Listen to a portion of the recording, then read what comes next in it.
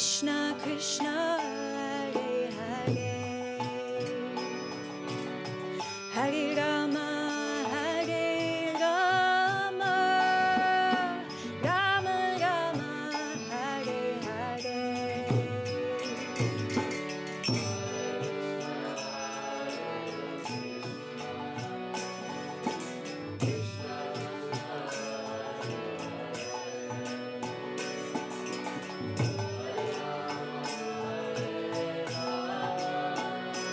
And then we'll go to the third part.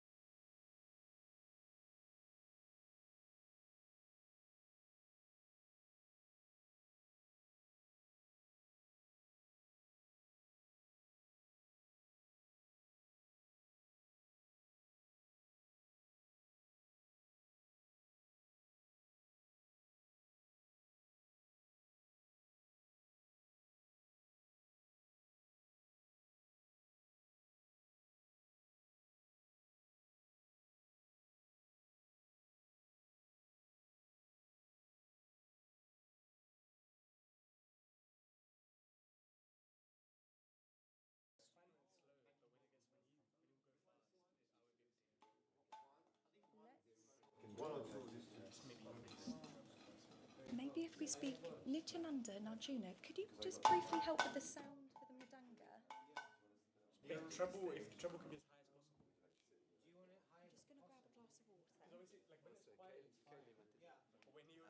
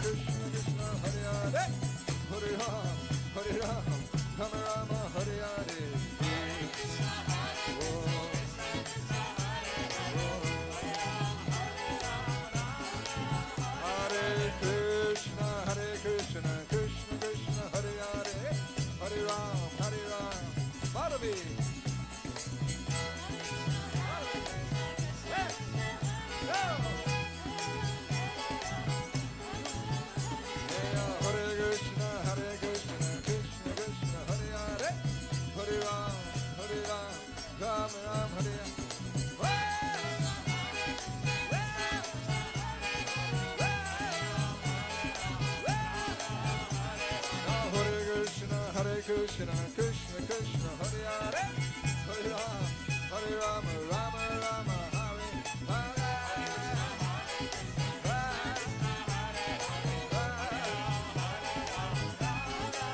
Hare Krishna, Krishna Krishna, Hare Hare, Hare Rama, Rama Rama, Hare Hare.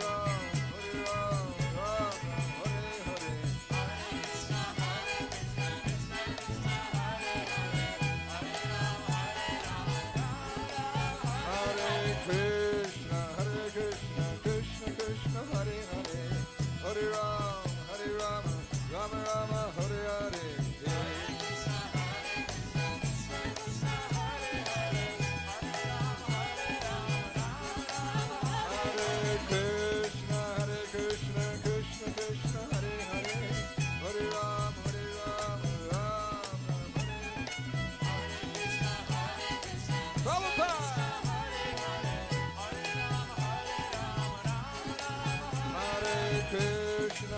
Hare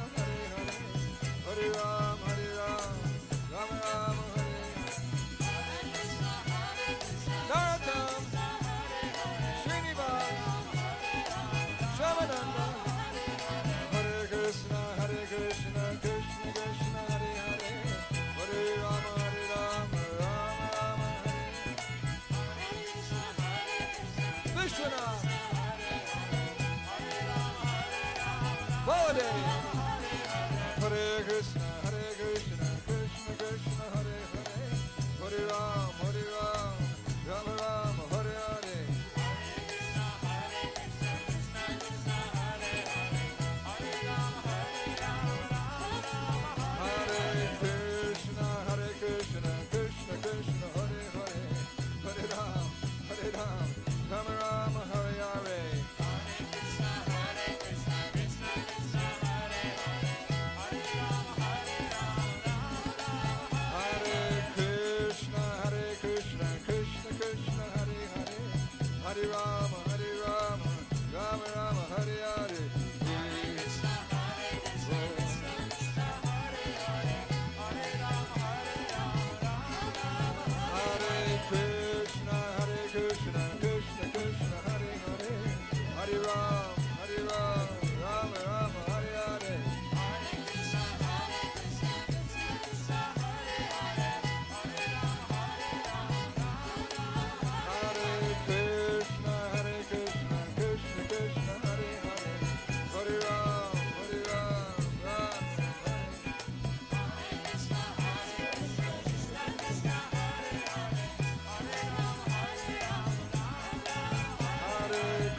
Krishna, Krishna Krishna, Hare Hare, Hare Rama, Rama Rama, Hare Hare. Hare Krishna, Krishna Krishna, Hare Hare, Hare Rama, Rama.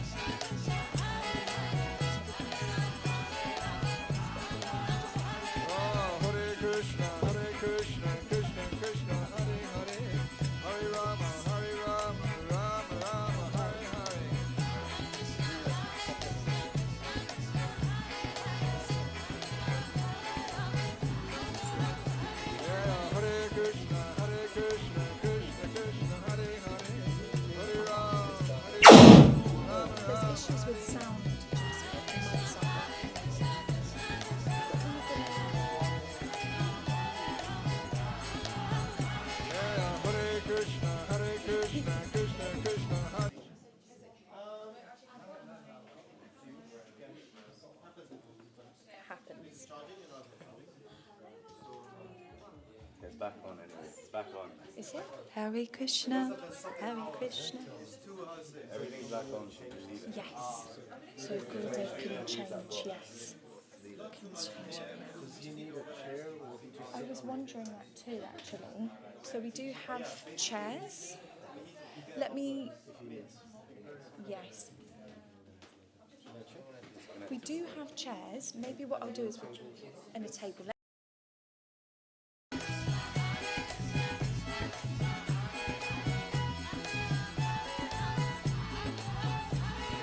Hare Krishna, Krishna Krishna, Hare Hare, Hare Ram, Ram Ram, Hare Hare.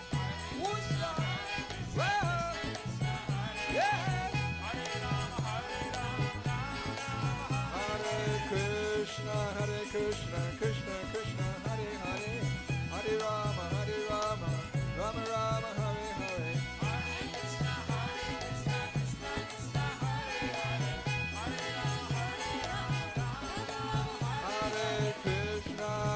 Krishna, Krishna, Hare Hare, Hare Ram, Ram Ram, Hare Hare.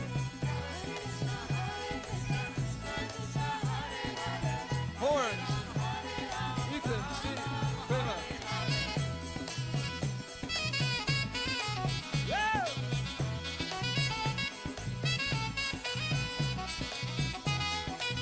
Woo!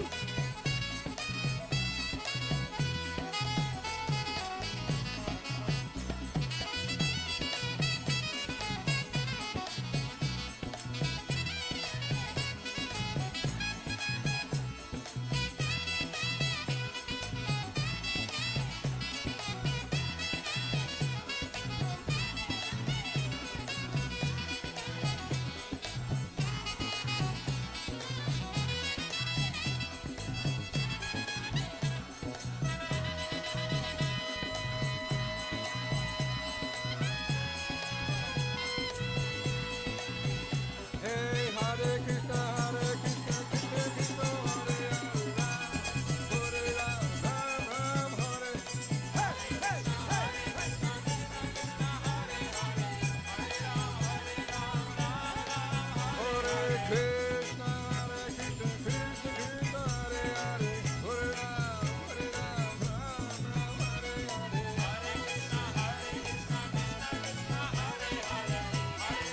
Hare. Hare Krishna, Krishna Krishna, Hare Hare, Hare Ram, Ram Hare Hare. Oh, Kaylee.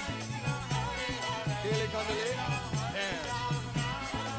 Hare Krishna, Krishna Krishna, Hare Hare, Hare Ram. And thank you all for being here. Let's do this. Okay.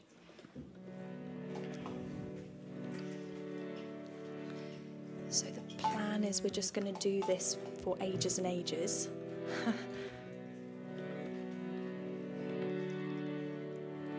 While people come down.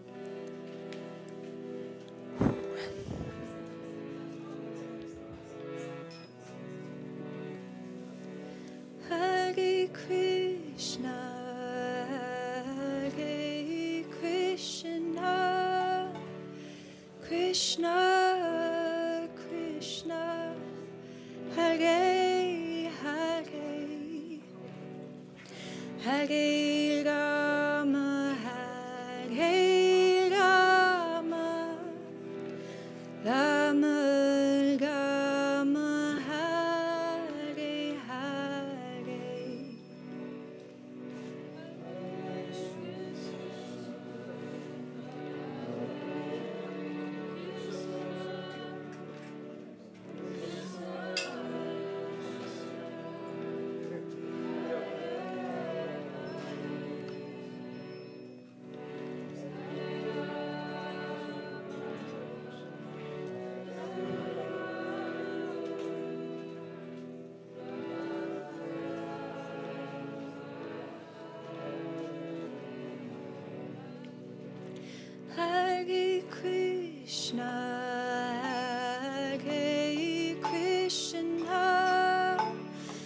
Krishna, Krishna, Hare Hare, Hare Rama, Hare Rama, Rama Rama, Hare Hare.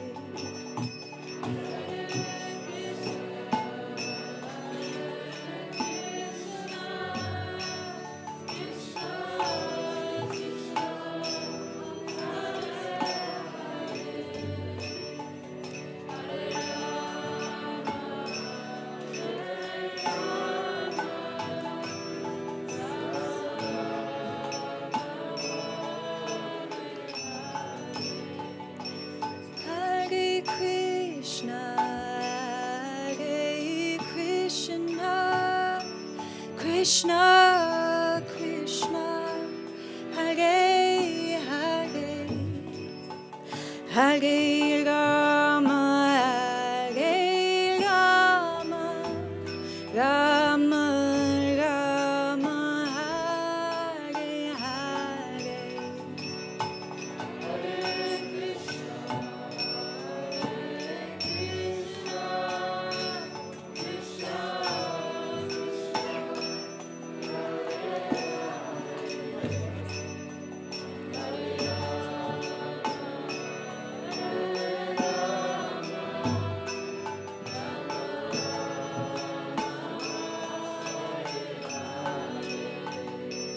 Hare Krishna, Hare Krishna, Krishna Krishna, Hare Hare, Hare Rama, Hare Rama, Rama Rama, Hare Hare.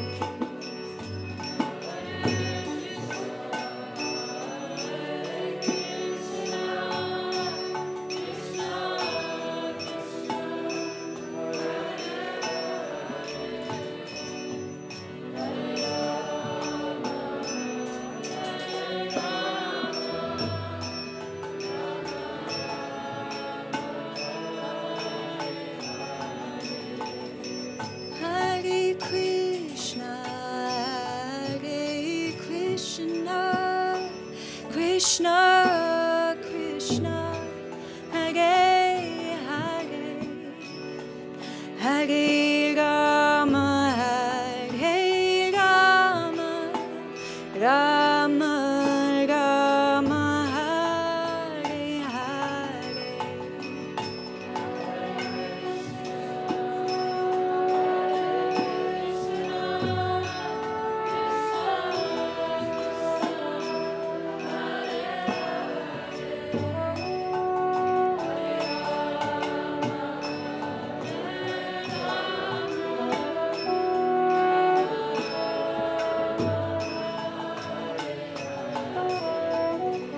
Hare Krishna, Hare Krishna, Krishna Krishna, Hare Hare, Hare Rama, Hare Rama, Rama Rama, Hare Hare.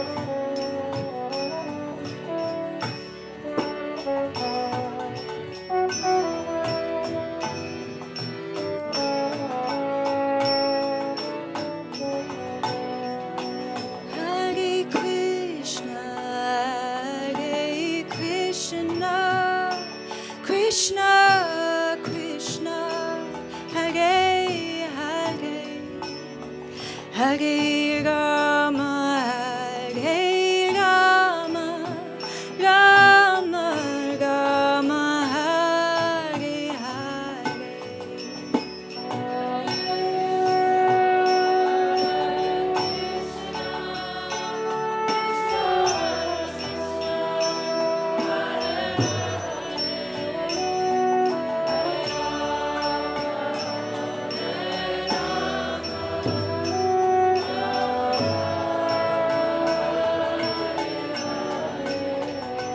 Hare Krishna, Hare Krishna, Krishna Krishna, Hare Hare, Hare Rama, Hare Rama, Rama Rama, Hare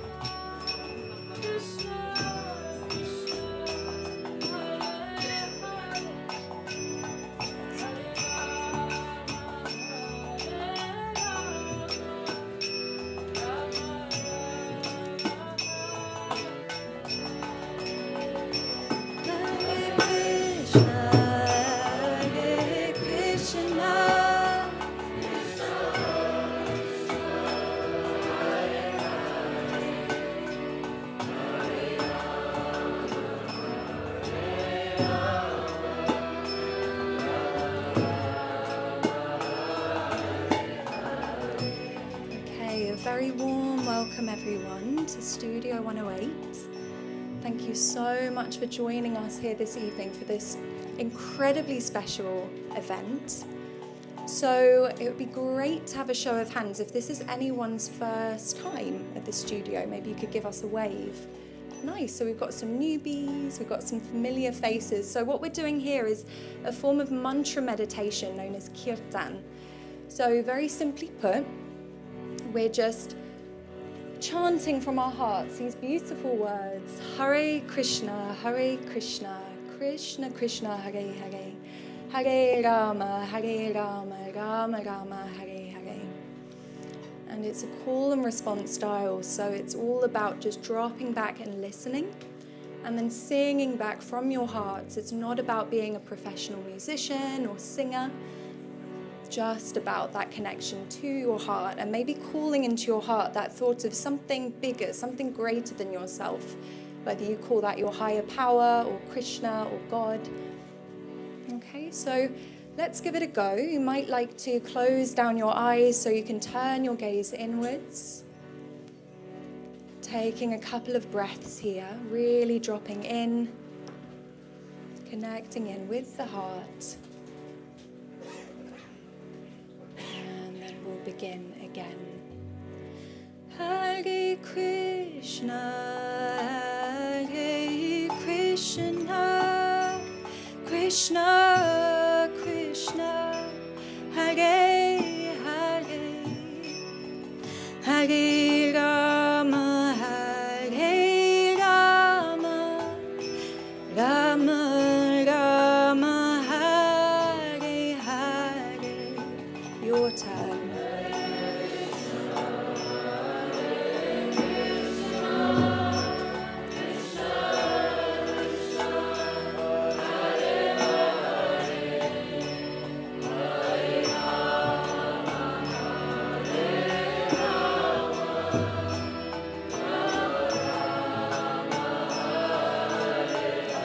Beautiful. Hare Krishna, Hare Krishna, Krishna, Krishna, Hare Hare, Hare Rama, Hare Rama, Rama Rama, Hare Hare.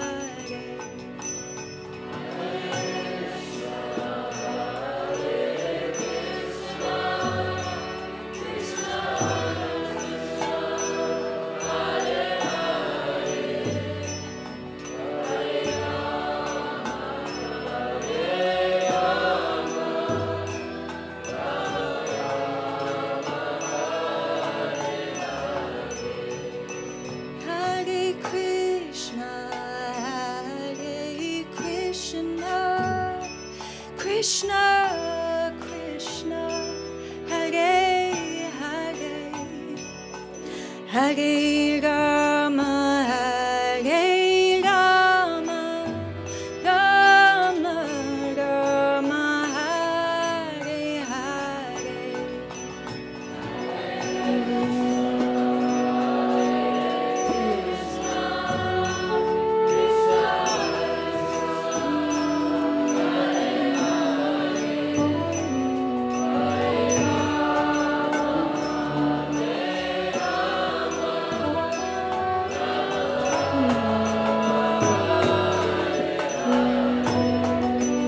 Hare Krishna, Hare Krishna, Krishna, Krishna, Hare Hare, Hare Rama, Hare Rama, Rama Rama, Hare Hare.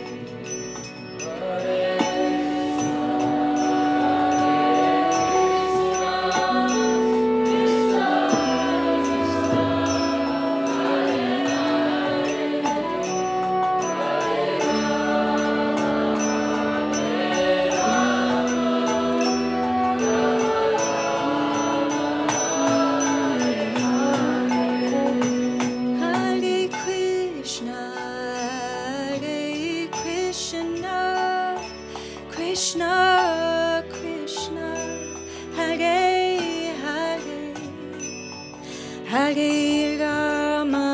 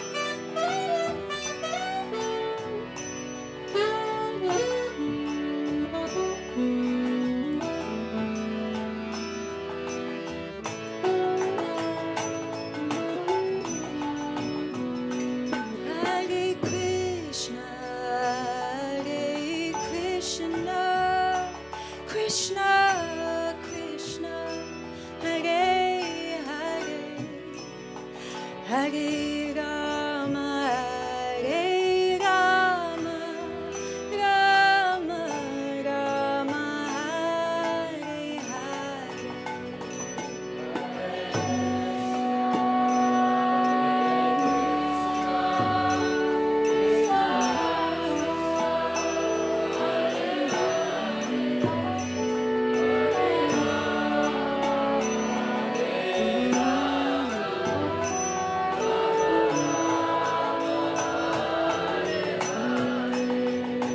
Hare Krishna, Hare Krishna, Krishna Krishna, Hare Hare, Hare Rama, Hare Rama, Rama Rama, Hare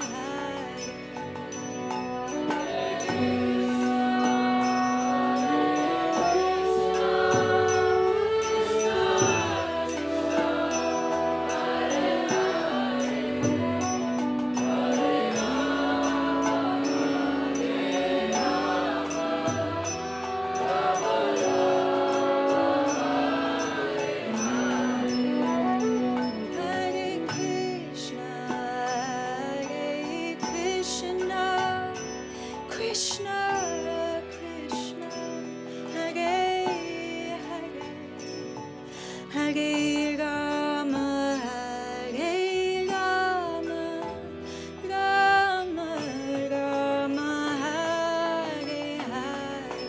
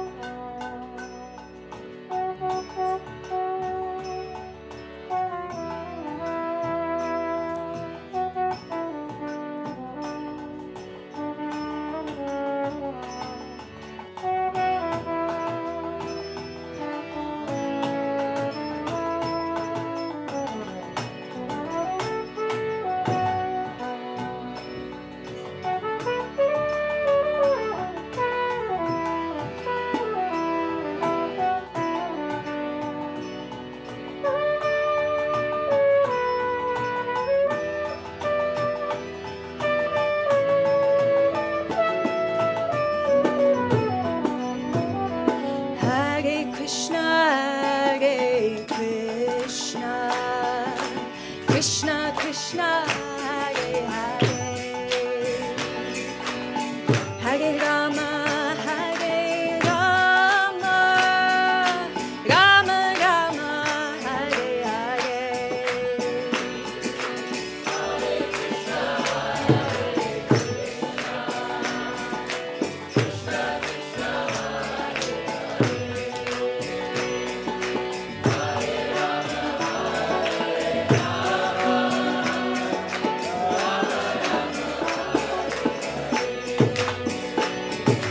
Hare Krishna, Hare Krishna, Krishna Krishna, Hare Hare,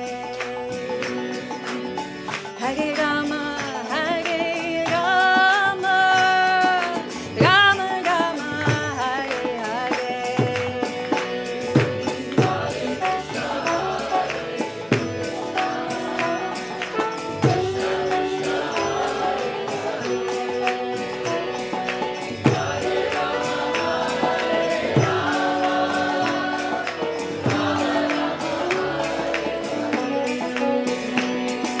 Hare Krishna, Hare Krishna, Krishna Krishna, Hare Hare, Hare Rama, Hare Rama, Rama Rama, Hare Hare.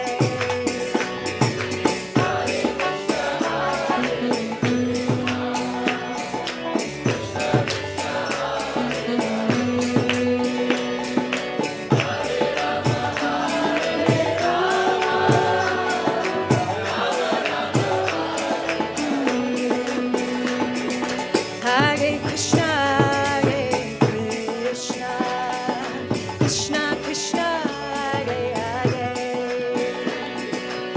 Hare Rama, Hare Rama, Rama Rama, Hare Hare.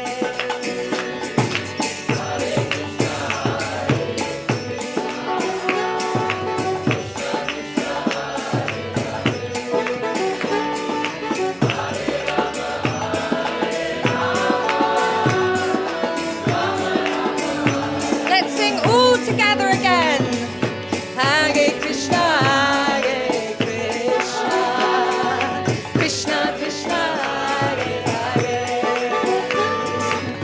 Hare Rama, Hare Rama, Rama Rama, Hare Hare. Again, all together from your hearts. Hare Krishna, Krishna Krishna, Hare Hare, Hare Rama, Hare Rama, Rama Rama,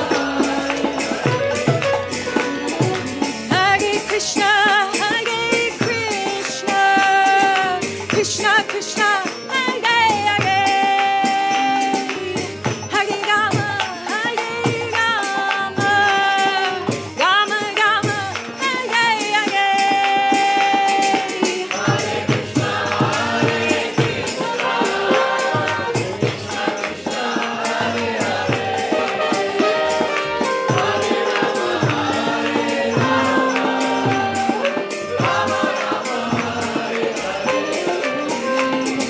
Hare Krishna, Hare Krishna, Krishna Krishna, Hare Hare, Hare Rama, Hare Rama, Rama Rama, Hare Hare.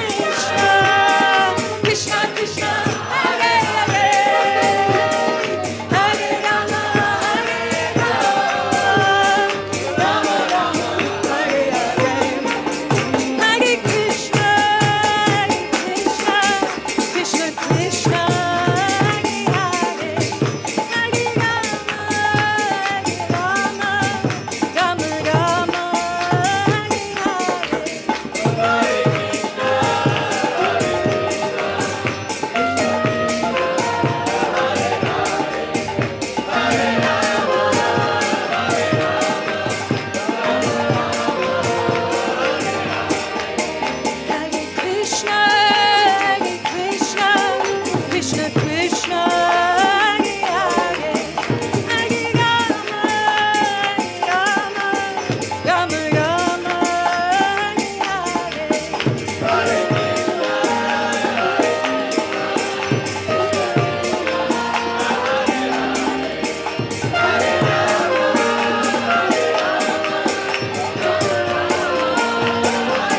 One more together. Hare Krishna,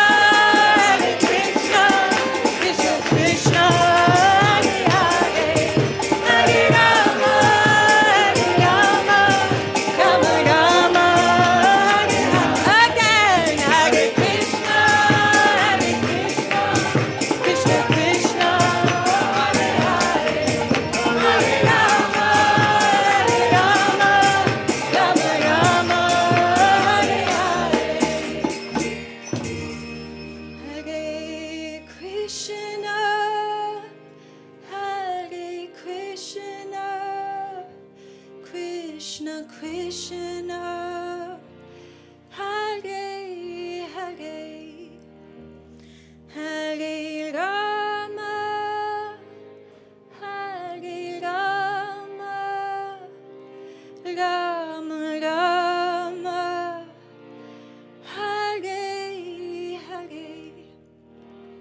Hare Hare.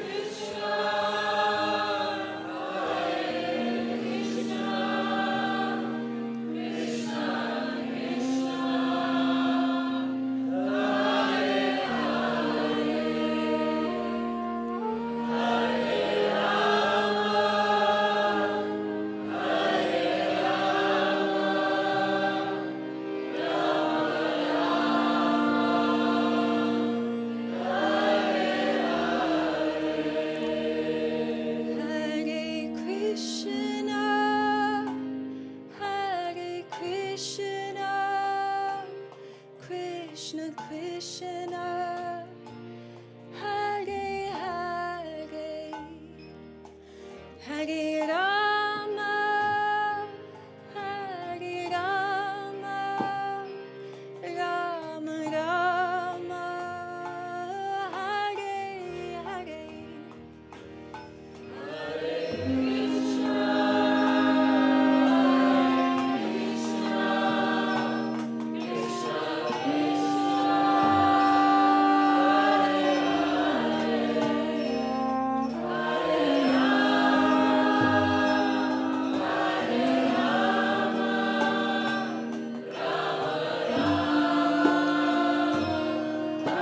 One more time, from your hearts, lift your hands in the air and chant. Hare Krishna, Hare Krishna, Krishna Krishna, Hare Hare, Hare Rama, Hare Rama, Rama Rama, Hare Hare.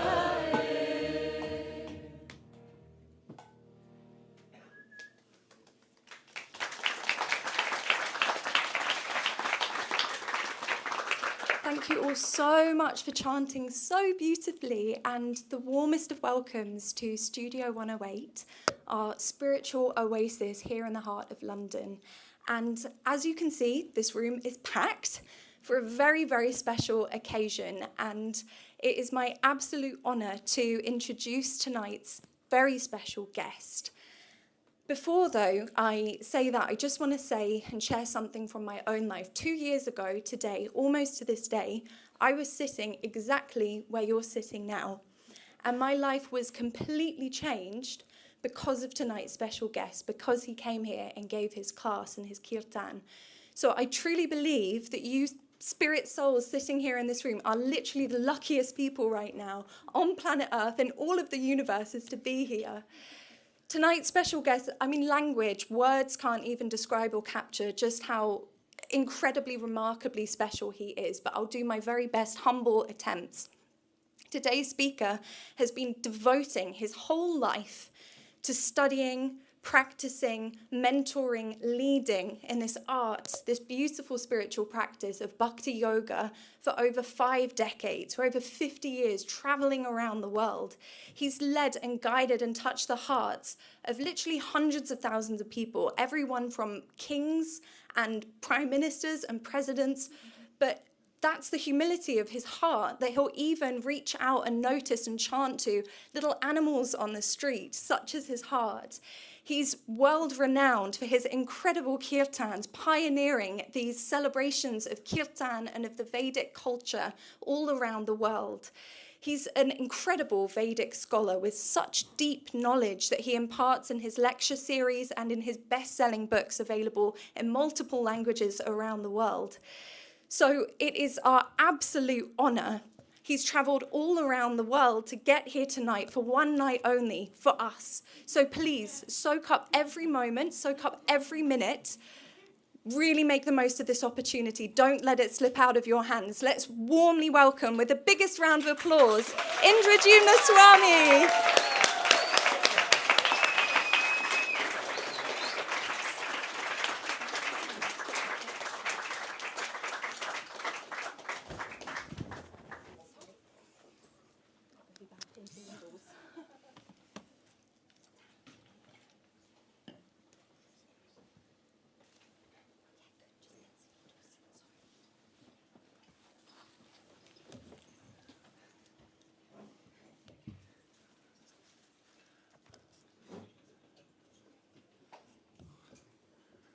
Kaylee, when's he arriving?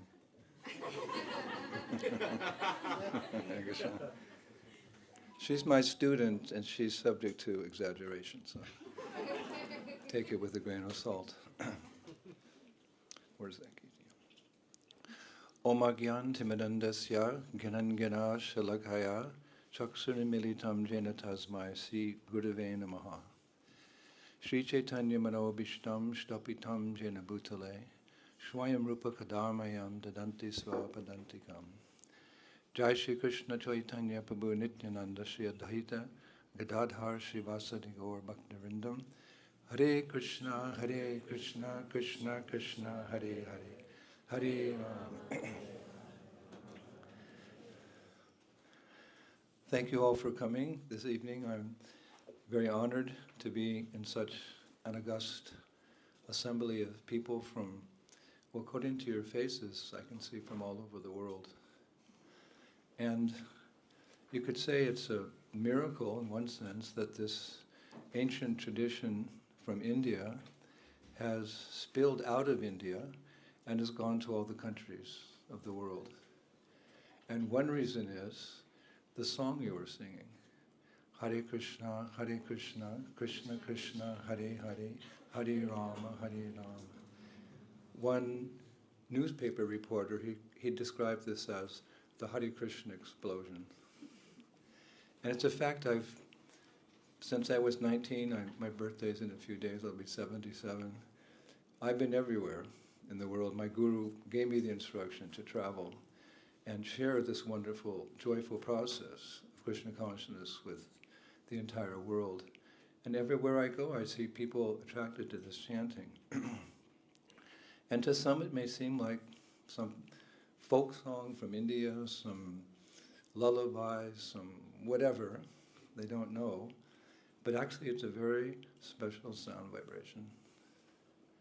It's described in the ancient texts of India. Golok Premdan Harinam Shankirtan. This is Bengali. That this chanting of Hare Krishna, it's not necessarily come from India. It's appeared in India, but it actually descends from the spiritual world. Just like many of you have heard of the Ganges River, famous, the Ganges River in India. It's considered a sacred river because according to the rishis, the yogis, the mystics, the saints in India, it comes from the spiritual sky. There's a leak in the spiritual world, a purposeful leak. And Mother Ganges, she comes down through the higher planetary systems, through the middle planetary systems where the Earth is situated, and down to the lower planetary systems, all the while purifying people's existence. It looks like material water, but it's surcharged with spirituality. So therefore, if you go to India, you'll see many people live on the banks of the Ganges.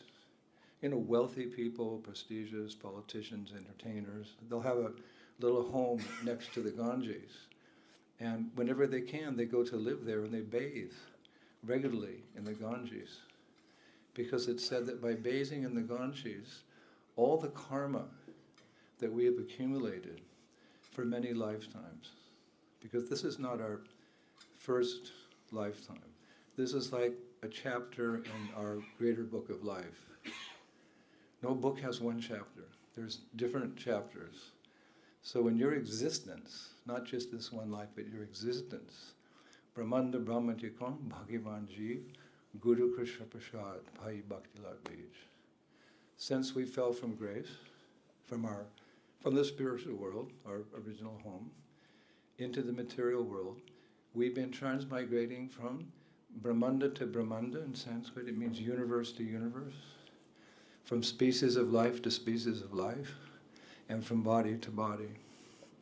So we've accumulated, due to our pious activity and our bad activity, we've accumulated the good, bad, and the ugly. And as a result, we're carrying a lot of baggage. We have karma. It's a very popular word today, karma. Most people understand. I just came from Australia, and I said, how do I explain karma to the people here? So my friend said, they have an expression, what goes around comes around. Like a boomerang. So what you do comes back to you. So we're carrying the results of pious activities. We've helped a lot of little old ladies off the street. If we were wealthy in previous lives, we've given in charity. We've done good deeds, but by the influence of the material energy, which is very powerful, sometimes we slip and fall, and we do the bad things, and we do the ugly things. So our hearts are full of these reactions, and our life actually, they kind of come out as we live our lives, these karmic reactions, they come out. We all experience the good, the bad, and the ugly. But this Ganges river, if you bathe in that river, we say in Sanskrit, Cheto Dharmana Marjanam. By bathing in that sacred river from the spiritual world, it looks material, but Phalina Parichate, in Sanskrit, you judge something by the result. So if you bathe in that river regularly, you become purified of these reactions. Cheto Dharmana Marjana, it says they flow from your heart to a distant place. Just like when you take a shower, I just took a shower before I came here. So hot here in London. And I could see the dirt going in the drain. So someone who bathes in that river can experience this lightheartedness, that this karma, these obstacles to life, they just flow away. So this mantra comes from the same place. Golok Prem Dan Harinam Shankirtan. As this, of course, a scientist, a materialistic person, this is all just, whatever. But it's a fact. Great rishis, great yogis, jnanis, I've met them. They see these things with their spiritual vision. The river comes, and it's spiritual, and people become purified. So this mantra, Hare Krishna, Krishna Krishna, Hare Hare, Hare Ram, it comes from the same place. It descends. It's a sound vibration which comes from the spiritual world. And there is a spiritual world. Paras tasmat tu bhavanyo vyakto vyakta shanatana. This book, Bhagavad Gita, explains that paras tasmat tu bhavanyo vyakto vyakta sanatana. That sometimes this material world is manifest, it's the greater picture, and sometimes it's unmanifest, and then it's manifest again. But the spiritual world is eternal. Everything is eternal there, and full of bliss and full of knowledge. But how can we really believe in that world? Because real people come from there.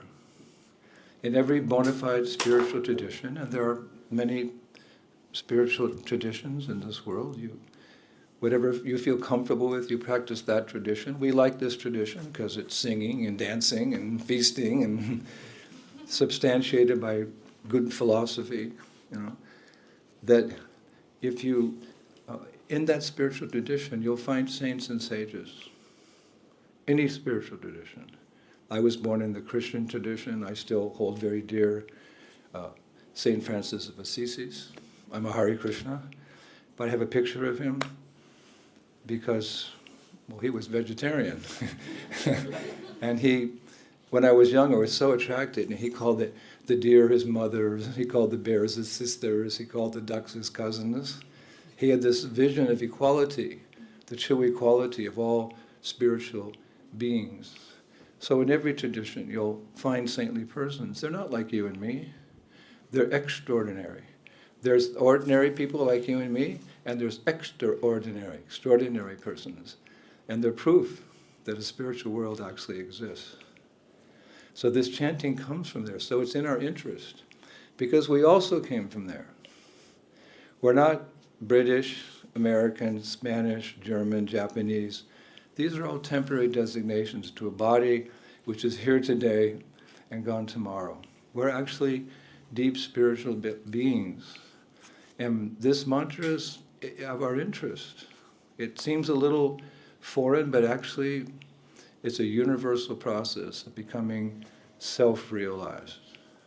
And as you become self-realized, one of the qualities of a self-realized person is he becomes happy.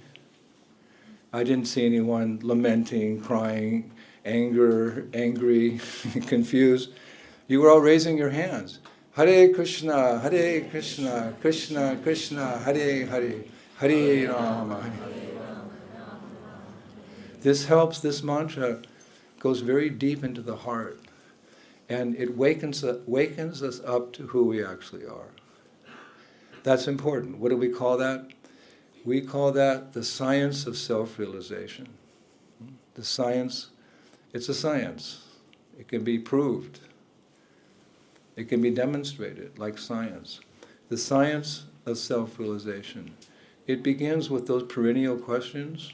Perhaps some of you here sitting tonight, at some point in your life, those perennial questions have come to mind.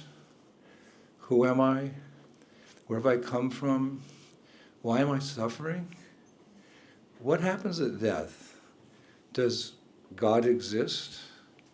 These are questions that only a human being can answer.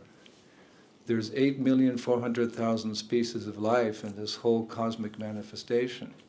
8,400,000. I think our scientists have discovered, when I took in high school, of course, 3,250,000 species. But the wisdom of the sages, wisdom of Krishna in this book, Bhagavad Gita, from Krishna himself, the source of all beings, he says 8,400,000. So that means, on a side note, there must be life on other planets. Maybe not life as we know it, but some form of life, perhaps even higher consciousness than ourselves. So 8,400,000 species. But the Vedas say that the human form of life is the most valuable. We can take a little pride in that. We're human beings. We don't think are better than other species, we're just more fortunate. And what is the blessing that we have in the human form of life? In Sanskrit it's called buddhi. You've heard of Buddha? Buddha means the intelligent one or the enlightened one. And we all have a little Buddha in us. We have that intelligence. More intelligent, the most foolish human being is more intelligent than the most intelligent animal. We have this intelligence. It's a gift from nature. It's a gift from God, this intelligence, and it's been given to us for a purpose. This intelligence, which we've used to, iPhones and internet and technology and science, we've done wonders with this intelligence. But according to the rishis, the yogis, the sages, that intelligence has been given to every human being for a higher purpose. And it must be noted. You can be whoever you are, but you also have to take advantage of the intelligence to go within and discover your deeper spiritual nature. That's the ultimate reason for our intelligence. No other animal, insect, bird can do it. Just like if you have a high-paying job, if you don't do it properly, you're demoted. So if you don't take advantage of the human form of life for self-realization, to go within and understand your deeper spiritual nature, in your next life you may be demoted to a lower species of life. Cats and dogs and birds are not machines. They're also spirit souls, but they're covered so they can't ask these questions. So we can, every human being. We can understand our deeper spiritual nature. And actually that's the first step in yoga. Besides the asanas, besides the peacefulness, tranquility that comes, the deeper purpose of going within is discover that dynamic spiritual nature. Within this body, there's a spiritual energy. Within this body, there's a spark of life. Within this body, there's a soul. We call it Atman in Sanskrit. And that's who you actually are. This is like revolutionary in Western culture. As I travel, I speak to, it's true, kings and queens and paupers, and I speak to everybody. And I always ask that question, the first step in the science of self-realization. Sir, Your Highness, the queen, the pauper, the businessman, who are you? And inevitably, each time I say that, oh, Swamiji, here I am. I mean, it's pretty obvious, isn't it? This is me. Here I am. I see myself in the mirror every morning. I talk to myself in the mirror. How are you looking today? Mirror, mirror on the wall. Who's the fairest of them all? You are, thank you. But we very much identify with the body. Very much so. But are we the body? You think about it. The body is made of matter. Skin, bones, blood, urine, saliva. I don't want to go too many details. That's the body. But all these elements that constitute my body are material. Now you look around the room, there's so many material things made of the same elements, composed in different ways, but it's all matter. But is anything material conscious? Is anything material alive? We have these lights, we have this rug, we have the floor, we have your clothes. There's so many material things, but none of them are conscious and none of them are living. We say dead matter. It's a common saying, dead matter. Matter doesn't have life. So we get back to the body. What's it made of? The same stuff. It's exactly the same stuff, the body. So the body's not conscious. It's not living, it's material. On the way here, I met a doctor, and he looked at me and said, "Where are you coming from?" I said, "The same place from you in the spiritual world." "Oh, hugbug," he said. And then we got into a conversation talking like this, these simple steps in the science of self-realization. Who am I? He said, he said, "Old man," he said, "You're right, because in medical science, we say the body is 72% water." Now, here we're talking science. The body is 72% water. That's why on a hot day, when you perspire, you have to drink more. If you get dehydrated, you can get sick. So I ask you, is that you? That body is I'll put it very simply, a bag of water. Some bulges here, some hairs here, make it more pretty, and muscles and whatever, But are you, by definition of medical, are you that bag of water? Water is not conscious. You're not the body. You're the active principle within the body, like a car. Give a simple analogy. There's a car. It can be a Porsche, it can be a Beamer, BMW, but it means nothing unless there's a conscious driver to move it. So think of it like that in this first lesson. The body's a machine made of material energy by the greatest scientists, the Supreme Personality of Godhead, we say Krishna. There's many names for the divine, but we say Krishna. It means the all-beautiful one. He created this machine made of material energy, the body, in which the driver, the soul, is residing. This is revolutionary, but really, if you go to India, people, this is ABCs for people. When you talk about your body, you don't say I hand, I arm, I head, I body. That means you don't know English. There's two English. There's American English and British English.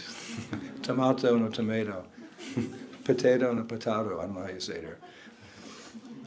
But you don't say I hand, I arm, I head. It's my hand. It's my arm. It's my head. Who's the me? Hey, stop. Look around. We're so busy like bees in the hive, with our different responsibilities. That's fine. But sometimes you have to stop and think. And if you don't have that depth of knowledge, you can read books like Bhagavad Gita, which is the PhD in the science of self-realization. That's why so many Western people are going to India these days, to understand these deeper truths. So it's the Atma, it's the soul that gives life to the body. That's who we are. Like when grandma passes away, or grandpa, she was your grandmother your whole life, but she's lying there and you say, oh, mommy, grandma's gone. What do you mean? There's the body. You thought she was the body your whole life, and now you're saying she's gone. What's gone? Most people don't know. But we have to know, because we have the buddhi. Whether we're Chinese or African or German, we have to search for this. Because if you don't know who you are, you won't know how to live your life in such a way as to find the happiness we're all looking for, to find the peacefulness that we're all looking for. And we're all looking for those things. If we don't have this deeper understanding, we'll be like a man. I had a friend one time when I was 14, I remember. His dad, we were walking down the street in San Francisco, and we passed a pet shop, and there was a bird cage. You know how they advertise the animals sometimes, they're in cages outside. So it was this beautiful parrot, but this cage was extraordinary. I can still remember it. I was like, wow, that cage is amazing. So my friend's father, he saw the cage, and he wanted it. And you could hear the bird, but he didn't hear the bird. He just saw the cage. So he went inside, he asked how much the cage was. It was $900. So my friend's father said, $900 for a cage? So I was there. The owner said, sir, the bird in the cage is the main cost. He said, my friend's father said, why is the cage so expensive? And they said, the bird. No, why is the cage so expensive? He was so enamored by the cage, he didn't see the bird. It's a true story. He bought it. In those days, 900 was like 2,000 these days. And he took it home, and they lived not far from me down the street. And I used to go with my friends, and we'd see and his father was like, he decorating the cage, and he put all kinds of like flowers and ribbons, he was intoxicated. And he wasn't feeding the bird. And one day we came, 2 weeks later, the bird was dead. And he only realized that when it smelled so bad, he opened the cage and saw So actually we're laughing at ourselves because we give so much attention to this cage. Remember, it's not conscious, it's not living, it's just dead matter. But the driver's the soul. It's the soul. So this is the responsibility of human birth. Atato Brahma Jignasya, Vedanta Sutra. There's so many books in India, but they're summarized. Elegance is truth spoken concisely. So Vedanta Sutra, I know you probably don't know it, but it's a summary of all the Vedic knowledge. And the first verse, Atato Brahma Jignasya. Now that you've arrived at the human form of life, what is your business? Inquire. You don't have to be a monk like me with a shaved head and living a very simple life. You can be whoever you are.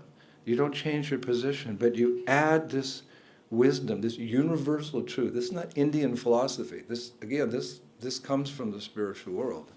It's a wake-up call, the ultimate wake-up call. Wake up. Who am I? First things first. Before life begins, you should understand who you are. Then you can know what decisions to make in life. First things first. I remember when I was young, like what, 7 or 8, on Sundays, no school, so I'd wake up and I'd always run to the front door to go out and play with my friends. My mom had a hard time getting me up for school, but on Sundays, I got up early to go and play with my friends. So she'd be standing at the door, and I'd try to run out, and she'd grab me by the back of my neck. Son? What, Mom? First things first, go make your bed. This went on for months when I was 7 or 8. So even today, if you see where I'm sleeping, perfect bed. There's not a wrinkle in my bed. The pillow's there. People think I'm crazy. What are you doing? My mom told me to make my bed. Yeah, but that was 50 years ago. Yeah, but, some discipline in my life. Bless her soul, my mom. So I'm using that as an analogy. First things first. First thing on your bucket list of life is to know who you are. So you are that dynamic soul. So what? I met one yogi in the Himalayas like 18 months ago. He said, the soul is more brilliant than 10,000 suns rising simultaneously. What? Do I look like a sun rising? I'm trying to become enlightened, but the soul, if you could see it, is more brilliant than 10,000 suns rising simultaneously. These analogies are important. And what's more, I was reading today in the Bhagavad Gita. You should all get a copy of this book today. In Bhagavad Gita, Krishna says, Na yovanam cha. The soul is eternally youthful. Wow. What was it, Peter Pan? I'll never grow up, not me. And in previous centuries, isn't it, I read in school, there were explorers looking for the fountain of youth. I mean, really, give me a break. Intelligent men were riding these wooden ships across these dangerous oceans to go to places like Florida. In America, we have a state called Florida. It's basically the Everglades. It's full of crocodiles and pythons. And Ponce de Leon, I don't know how to remember this. I hope I don't remember this at the moment of death. Ponce de Leon, he came from, I think, Portugal or Spain. He's an intelligent man, aristocratic with lots of money. And the king gave him, because the king also wanted to, live forever, never die. It's natural because the soul never dies, but they're looking in the wrong way. So he went to the Everglades, and he looked and he looked, and he couldn't find the fountain of youth, and he died. All those explorers, everyone dies. There's two things guaranteed. Well, one thing's guaranteed when you're born. You're going to die. You can be sure of that. So they're looking for this fountain of youth, but the fountain of youth is there in our eternal nature. We're eternally youthful. In the spiritual world, there's no birth, there's no disease, there's no old age, and there's no death. So it's imperative for everyone to take advantage of this knowledge. It appears in India, because India, I live half my life there. It's a very pious country. I love the people because they're very spiritual, just in general. Of course, it's kind of changing nowadays with Western influence, but we all have this ability to go within. So there's the soul in the body. How much do you know about the real you? If I call you up here, put the microphone up and say, talk about your body, the car, the cage, you can go on. Swami, I'm 6'3", I have blonde hair, blue eyes, and I work out at the gym, I look at my muscles, and I have this, you can go on and on about your body. The car, okay, we're not the car, we're not the body, but we should take care of the body because it's a vehicle of self-realization. So the yoga asanas are actually good. But if I say, speak about the driver, speak about the bird, speak about the soul, you'll go mum. You won't know. So how advanced is our modern civilization? We pride ourselves in our scientific advancement, medical advancement, space. It's all good. I'm not against it. But not at the expense of the science of self-realization, which is the ultimate duty of a human being. So the doctor, I said, I have to go to a program. He said, oh, I have some questions. he said, Swami, if we're not the body, how the hell did we get in this body? He said, you can quote me. I said, well, I don't want to use the bad word, but I'm quoting him anyway. How did we get in this body? I mean, this is how the mind should think. Not scrolling through the internet with all these mundane subject matters. Use the intelligence for a higher purpose. If I'm not this body, how did I get here? Everything's explained in Bhagavad Gita. Perfect questions and perfect answers. This is how I became attracted as a young man to the Bhagavad Gita. I was searching for something spiritual. I was in the military during the Vietnam War, and I joined, my father encouraged me to join, do something for the country and stop communism in Southeast Asia. So I joined America's topmost fighting unit, Marine Corps, like Special Services. And I was the platoon commander in boot camp. And, we were like, to describe it, we were ready to kill. And we were really trained. I was a sniper. And the unit was meant to ship off to Da Nang in Vietnam. There was a big battle going on there with the Viet Cong. And before we boarded the plane, the camp commander came to me. He said, Mr. Tibbets, you stay back. I said, well, why? I want to go. You trained me. I'm a killer. I want to go. He said, no, we want you to go to advanced infantry training, underwater demolition. And no, I want to go. Stay back. So my unit shipped off, and the unit was 25 men, platoon, and 12 of those men were my best friends. We grew up from 7 years age to through high school. We were the best football team in California. We won the state championship. We were tight, real tight friends, blood brothers. And 3 days later, the commander comes to my room. I'm studying, all this. He said, young man, sit down. I got to tell you something. I knew something was off. So he sat down. He said, look, put his arm around me. He said, I'm really sorry to tell you that your unit, your platoon, was ambushed yesterday. A double ambush, which means that the enemy's on the lower hill and a higher hill, and they shoot down like this so they don't shoot and kill each other. It's a type of ambush. Your unit, all your friends were killed in combat. I was raised in a good family, wealthy family. I was well educated. I had nothing to worry. That was the first tragedy I ever experienced, and I fell apart. PSTD, post-traumatic stress symptom, which your soldiers get in battle. I had it before the battle. I just fell apart, and they discharged me. So you're not useful to us anymore. And I was my friends. Why? How did it happen? So I went back to San Francisco, and I didn't want to go home because that wasn't who I was before I was a hippie. And then I became a soldier, like really confused. Who am I?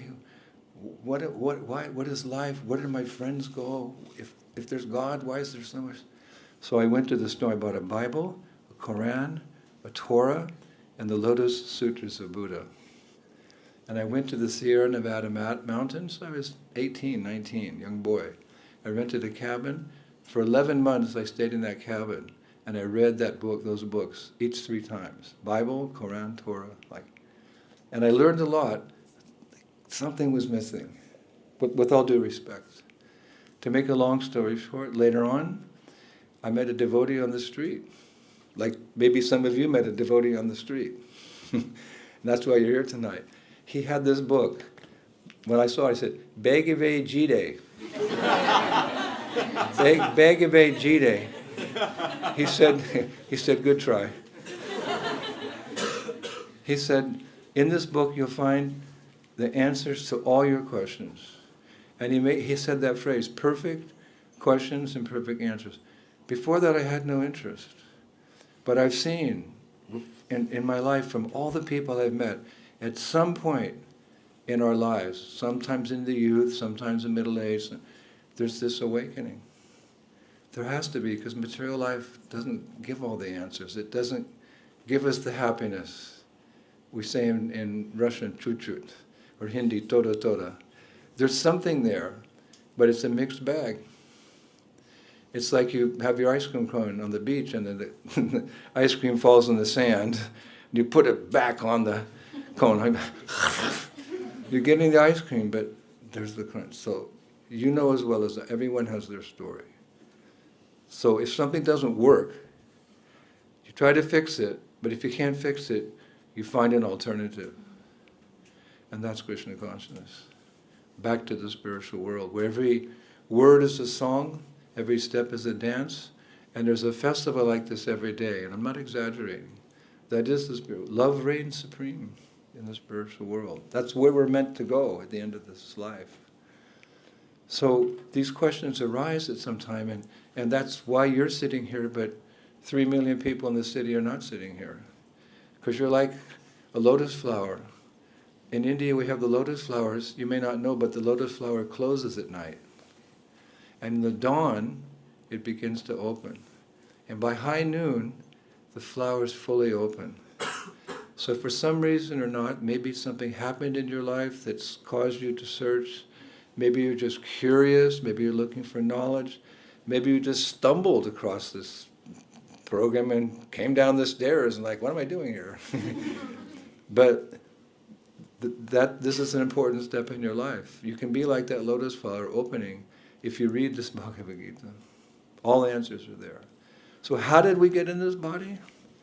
Well, at the moment of conception, when mom and dad are trying to conceive a child, they're not creating life. We're discussing how little we know about life here. So what's mom and dad? They're not creating life. By that attempt of conception, the sperm unites with the ovum. And by destiny, by material nature, by the desire of the divine, the supreme, by God, the soul is placed into that secretion. Life doesn't come from chemicals. No scientist has ever taken chemicals and produced consciousness, produced life. Life comes from life. So the soul is actually there from the moment of conception. Otherwise, how does the embryo grow? Dead things don't grow. Only living things grow. So as long as the soul stays in that embryo, it grows. Like the car. As long as the driver's in the car can move. Driver gets out, car stops. So the secretion of the embryo is there, but it's the conscious soul within it that makes it grow. And then there's birth, and then there's childhood, and as long as the soul stays in the car, in the cage, as long as the soul stays in the body grows, and we get to old age, and then what happens? There's death. Ooh, I hope Swami doesn't talk about death. I didn't come to this program to hear about death. Well, when I was a Boy Scout, our motto was be prepared. I never had any danger, but I went to all these courses in the forest, with bears come, or if there's a fire, fall in the river. But at least I understood the principle, be prepared. So time and tide wait for no man or woman. It's going to come someday. So then what's next? Life is short, really. I'm 77. It seems like 7 days passed in my life. You can have that experience. So one day, this machine's going to break down, like all machines. And then what?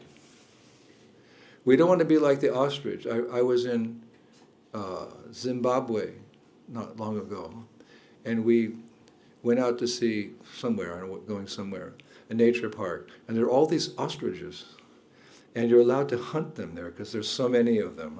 We don't agree, but to keep the herds down.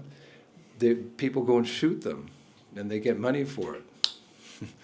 Anyway, I saw there was an ostrich, and the hunter was coming. He was maybe 50 meters away, pointing his gun.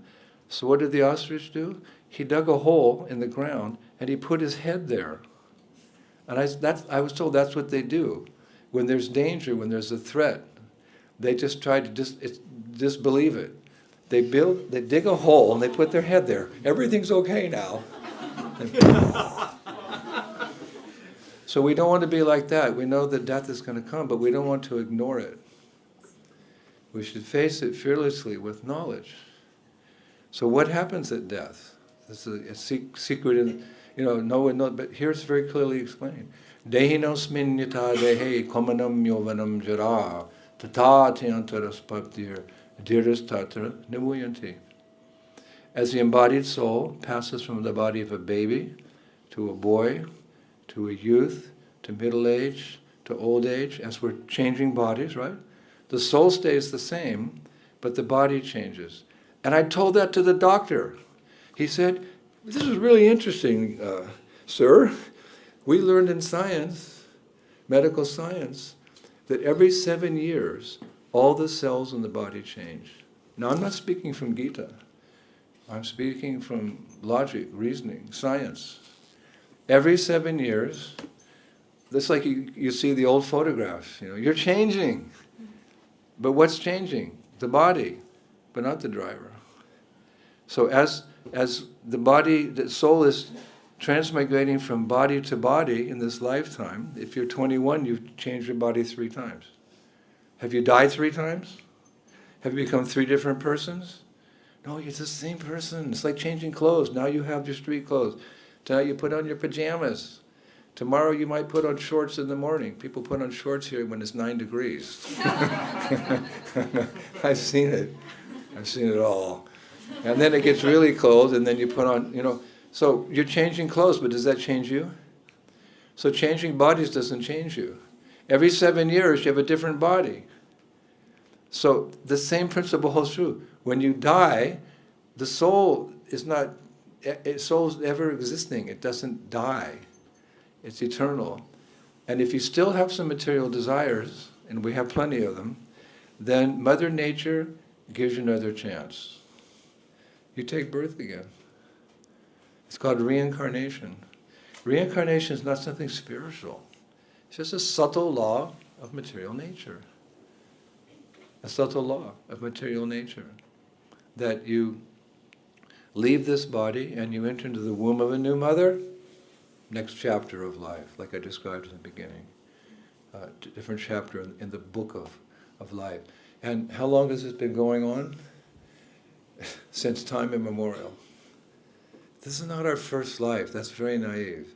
So many lives.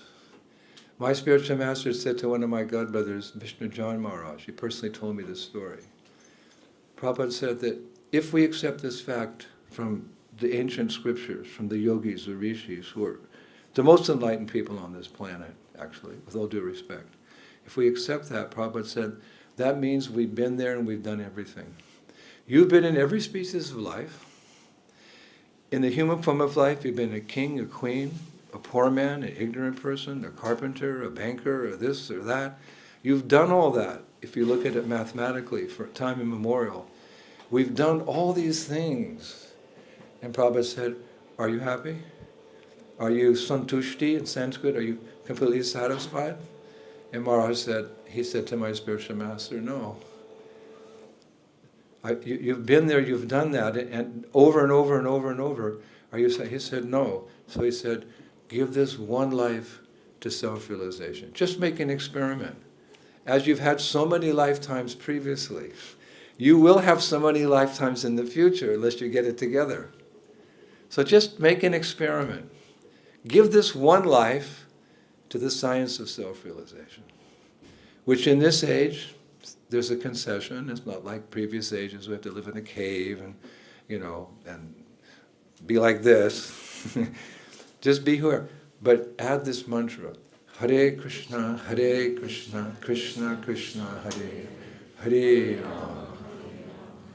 There's a concession. In every age, the creation goes through different ages, like the year goes through different seasons. So the creation goes through different ages, and the bad news is this is the worst age, and it's getting more worse. Just, read the news. So, we're very unfortunate. We don't live very long. Due to the influence of material energy, our memory is not so good. Our qualities are diminished by bad association, etc., etc. But despite that fact, there's a concession for this age. Krishna makes a concession because the purpose of life is still the same as it was in days of yore. So all you have to do is live a clean life, simple living with high thinking, give up, bad habits, sinful things like meat eating, intoxication, gambling, etc. like that. That's not very helpful. Become disciplined. The word disciple comes from the word discipline. Learn a life of discipline by associating with the members of our movement here who are practicing these things in the big city of London, not some cave in the Himalaya. And try this chanting. Hare Krishna, Krishna Krishna, Hare Hare, Hare Rama. If it was just a mundane song, how have I been singing it for 54 years? For 54 years, I've been chanting Hare Krishna on my meditation beads every morning for 2 to 3 hours. And for most of my life, I've been going on the streets of, Moscow and Beijing and London and Rio de Janeiro and Adelaide, singing the same song. But I never get tired of it. I get more attached to it. And I can feel the purification. And ultimately, it awakes how could you say, a seed in the heart, like a golden seed, which is, we say prema, it's love. Love for the divine, love for the Supreme Personality of God, love for, we say Krishna, means the all-beautiful Lord. We all have an eternal, intimate relationship with Him, which we've lost and we have spiritual amnesia. But in that relationship, all your desires are fulfilled. Spiritual desires. And what's the greatest pleasure in spiritual life? Love. Even in this world, right? What's the highest pleasure? It's love. If you have everything, but you don't have someone to love, you can't be happy. Loneliness is the worst pain. If you have all the material things, the 1%, you don't have someone to share it with. Husband, a wife, children, friends, relatives, country. But if you have nothing but the shirt on your back, but you have love, you can be happy. I've seen it. In the favelas, favela? We have any Brazilian people? The favelas of Sao Paulo, a region, I go there. I live with the people there. I've seen the poorest people. If they have someone to love, they're happy. I go to South Africa. I stay with the Zulus. The Zulus, I have many friends in the Zulu, and they live in huts, and very poor. They sleep on the ground. It's a little warm there, but still they sleep on the ground. And they have nothing, but they have a nice father, mother, brother, sister, lover. Their happiness is there. So our real happiness is there in love. But love here, it's a sad story, Romeo and Juliet. Even if you've got the perfect astrology and there's no problems in the marriage, somebody dies ultimately. This is a hard talk. So our desire to love must be reposed in something eternal, in some eternal relationship. And that relationship is there with Krishna. Krishna is real. He's not imagination. He's not some poet's thing or some philosopher's dream. Self-realized souls have described God as Krishna. You've seen, there's pictures of Krishna here, I hope everywhere, there's pictures of Krishna. He has a form, he's very beautiful, long black cascading hair, lotus eyes to his ears, nose like sesame flower, lips red like bimba fruit, teeth like rows of pearls, very beautiful, very handsome. He plays a flute. We have the flugel. This is the flugel. And the flugel made the kirtan so nice. We've got a saxophone here.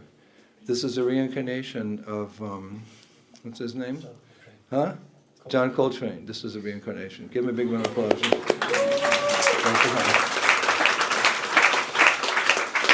But when I was young, I was an altar boy, and I kept telling the priest, I said, "Can you tell me something about God?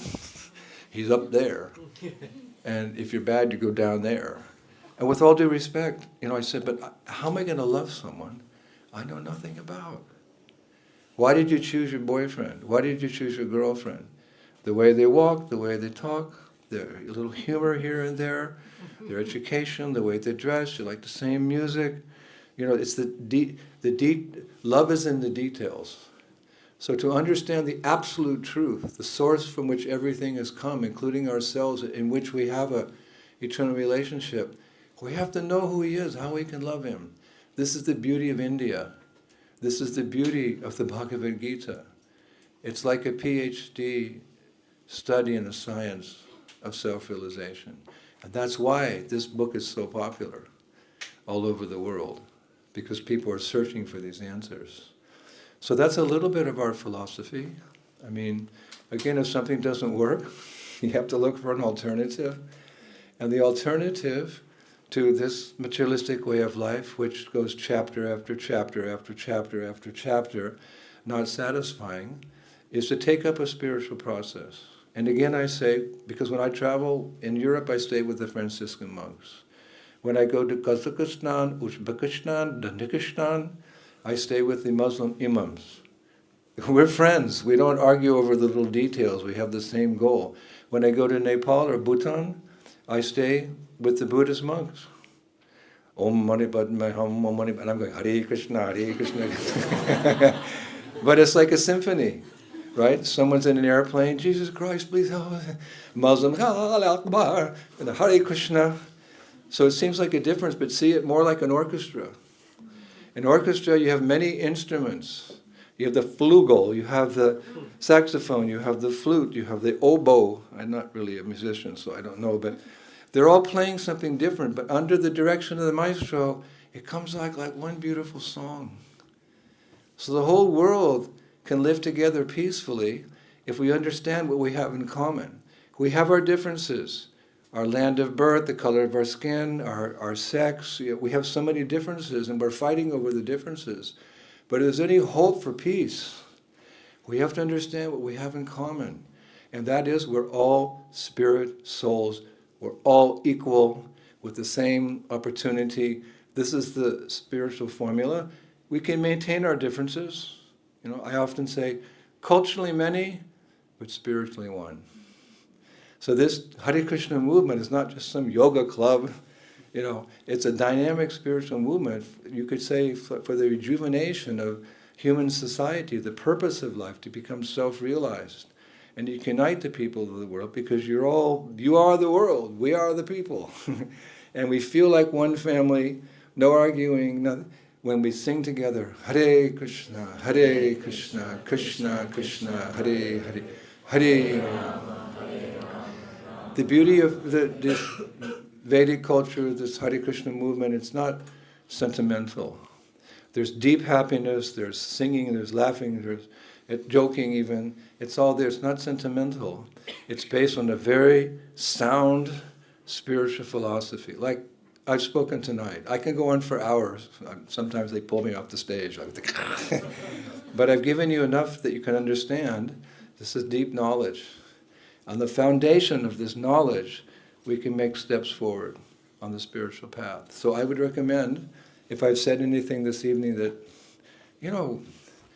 made you more curious or started you thinking, or if I said something that touches your heart, touches your soul, then look at our books. I haven't made anything up. I'm just repeating with hopefully a little realization. Take a copy of Bhagavad Gita.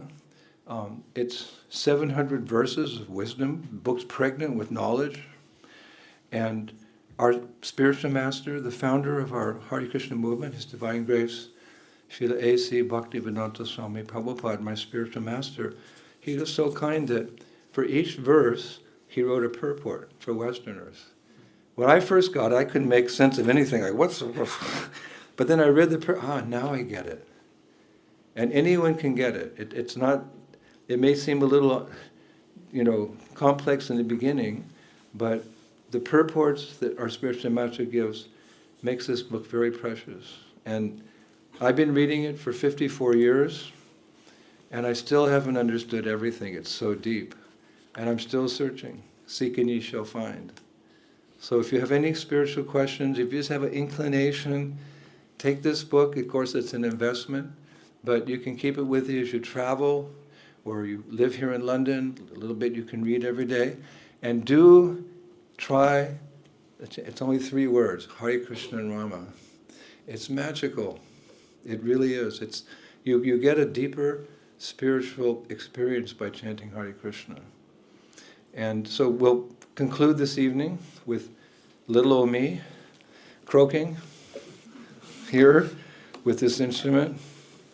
And I would ask you to please just give it a try. It's like if I have a jar of honey. Whoa, this honey, Manuka honey from New Zealand. The potency 100, or I don't know what it's up to now, 800. This Manuka honey, it's so sweet. And you take the jar and you lick around the jar. What's that? You're so close to the taste, but you could be a million miles away. So if I say there's a history behind this chanting. In India, there's great yogis, great rishis. They've been chanting, their forefathers. It's nothing new. And as we say, the Yuga Dharma, it is the process in this age. It will, even if you're not very philosophically inclined, if you can't read, you just chant. And it's like the darkness turns into light. The ignorance turns into truth. And the conditioned soul becomes self-realized. It's a special grace, like Shakespeare said, mercy, it falleth from heaven like a gentle rain upon those below. That's my experience. I was just a dumb kid. I hardly graduated. I was a surfer. I hardly graduated. Actually, my friend at the graduation ceremony in high school, he went in my behalf and took my graduation paper, and he came to the beach. We were both surfers, and I was catching a wave, and he came by and he gave me my high school graduation paper. I just threw it in this wave. And so I'm not very well educated, but Raja Vidya Raja Guyam, this knowledge is the king of education. Not that one shouldn't be educated. One should be educated. One should have a career, a family, everything. But we should be like sailors on the ocean. In the old days, they had the wooden ships. So one sailor, he was famous because, he could read the sextant and know where he was on the ocean.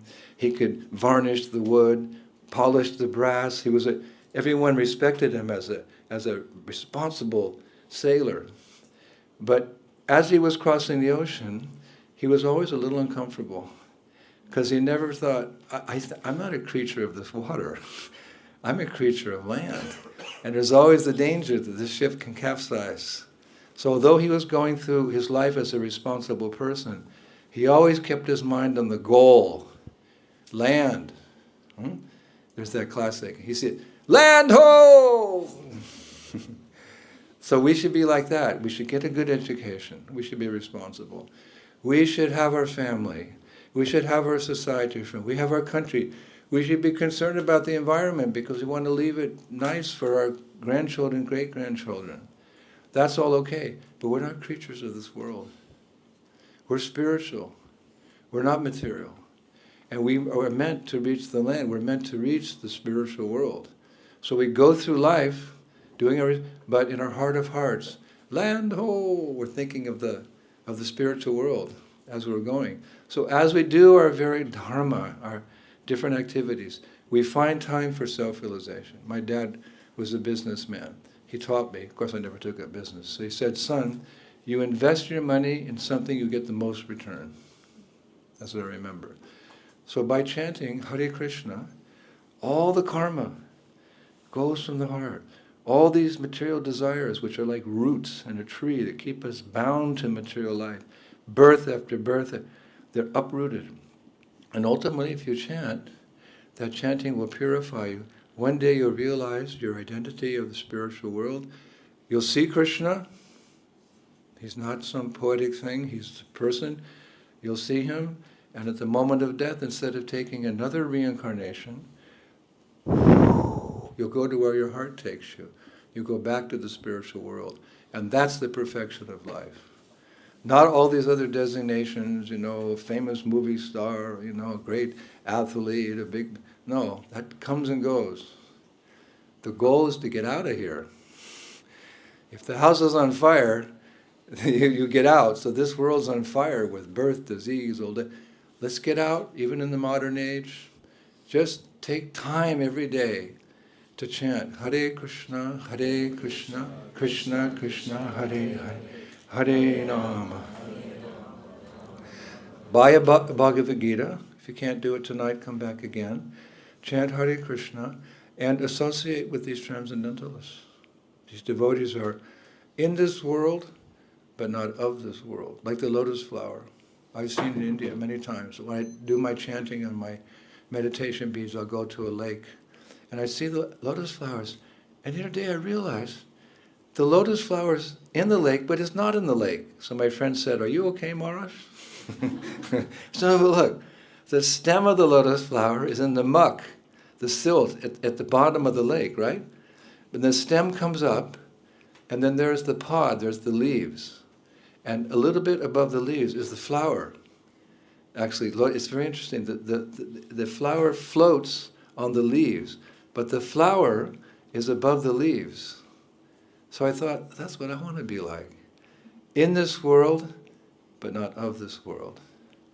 And if you go very deep in your spiritual life, just by spending an hour a day chanting Hare Krishna with your friends or yourself like that, you'll go so deep, believe me, nothing in this world will disturb you.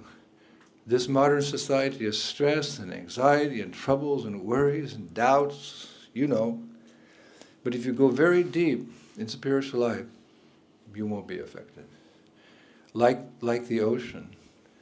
All, by nature's way, all the rivers end up in the ocean. In India we have the Ganges and the Saraswati, and they all end up in the ocean, everywhere. So many powerful rivers are coming into the ocean, but the ocean remains still. Why? Because it's deep. It's deep. So whatever river comes, remains. So if you get deep in spiritual life, just by this, I know it sounds simplistic, but nice things come in small packages. If you chant this mantra every day, and you've had a taste of how sweet it is, and you can keep chanting, and now you have some philosophy to back it up, and if you read Bhagavad Gita, if you become deep, you'll be above the stress, the anxiety, the doubt, the fear. You'll be like a sage. You'll be equipoised in this world of birth and death. And if you make progress like that, at the moment of death, your consciousness will be very elevated, not degraded by bad association, bad habits, and sinful activities, but you'll live simple life with high thinking, not complicated life with no time to think. And your consciousness will be very elevated. And because of that divine consciousness, be it British, American, German, Chinese, Russian, Zulu. We have lots of Zulus. Many of my disciples are Zulus. They're wonderful devotees. Moment of death, back home, back to the spiritual world. And Krishna says, having once gone there, you never come back to London again. So we'll sing again, okay, the proof of the pudding. Don't just lick the jar. Chant. I'm going to take some medicine here. I sang this morning for an hour and a half. Almost lost my voice. So let's just practice. Practice makes perfect. Hare Krishna.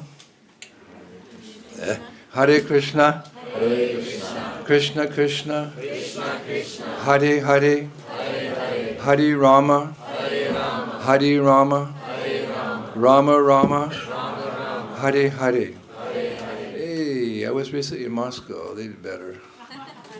Hare Krishna. Hare Krishna. Hare Krishna. Hare Krishna. Krishna Krishna. Krishna Krishna. Hare Hare. Hare Hare. Hare Rama. Hare Rama. Hare Rama. Hare Rama. Rama Rama. Rama Rama. Hare Hare. Hare Hare. You're wonderful people. You're beautiful people. Thank you for listening to me for so long.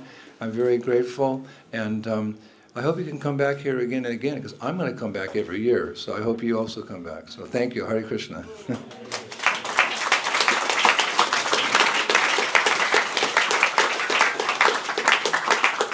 Now, it's always good if someone gives you something very precious, you have to say thank you, right? If you don't say thank you, then you can't expect you're going to get something from that person again.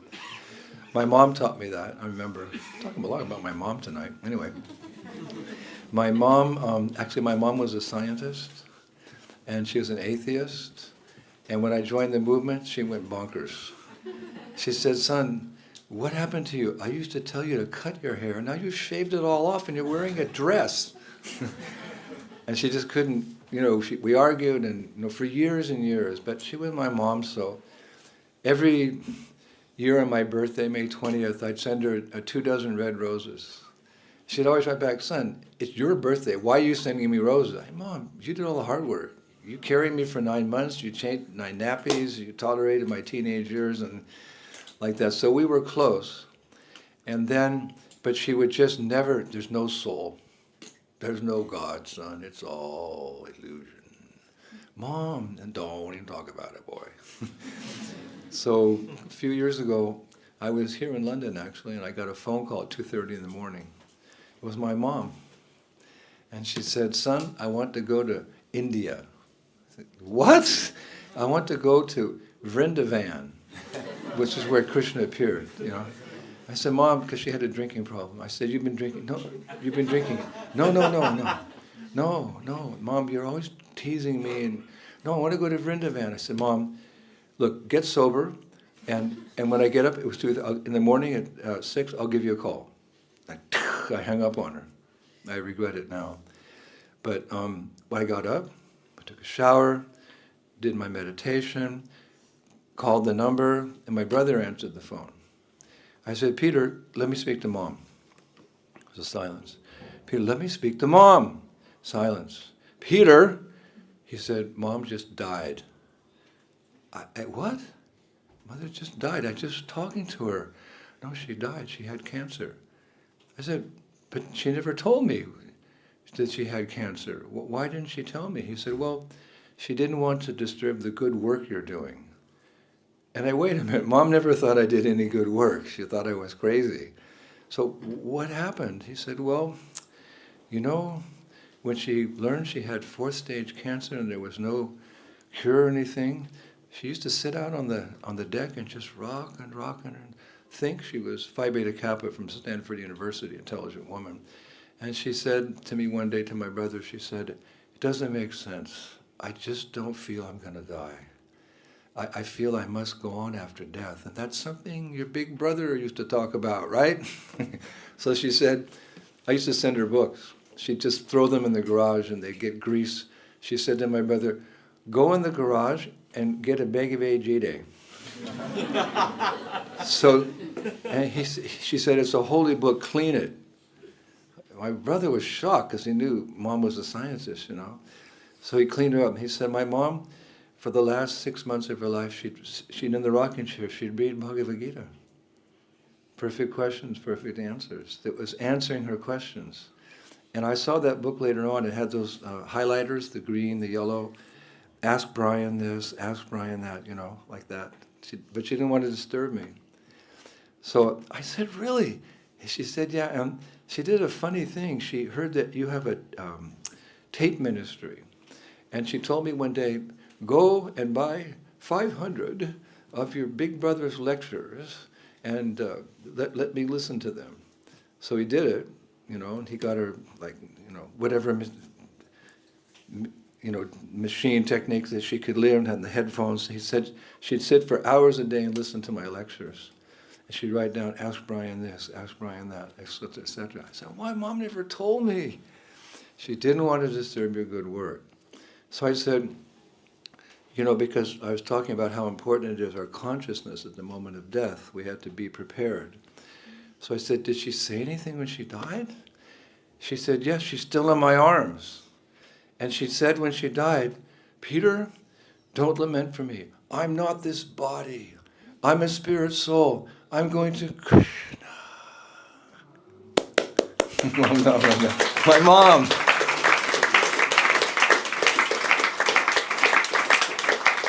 See the power of this philosophy, the power of this mantra? She became transformed.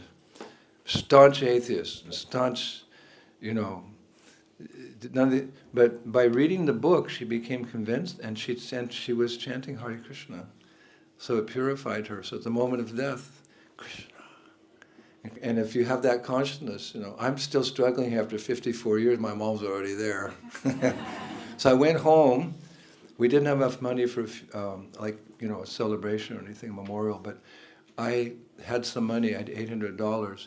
I went to the funeral home to pay for the cremation. And I said to the man, I've come all the way from London, I want to take my mom's ashes. He said, oh gosh, he said, I'm sorry.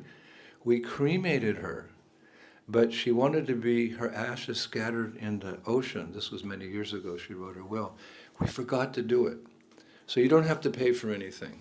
We'll do it tomorrow. You don't have to pay for the cremation. You keep your money, and we'll do it tomorrow. So give me the ashes. So they gave me the ashes, and I went to the airport, and I bought a ticket, because I have a 10-year visa to India. I bought a ticket to India, and I just had a little bag. I didn't plan to travel. And I flew to Delhi, and I went to Vrindavan. My mom would say Vrindavan. And I went to the sacred Jamuna River, like the Ganges is sacred. And I waited out in the middle. I had my mom's ashes, and with tears in my eyes, I was pouring the ashes into the river. Mom, your last request to me as your oldest son was to come to Vrindavan. Here you are. And I put the ashes into the river and did my duty as her son. And then I walked a little further down the river to a place called Keshigarh. And that urn was a silver urn that they'd put her ashes in. I just left it in the river. I came down to Keshigarh, and I'm sitting there chanting Hare Krishna, Krishna Krishna, Hare Hare, Hare Ram, Ram, just trying to get some deeper realizations.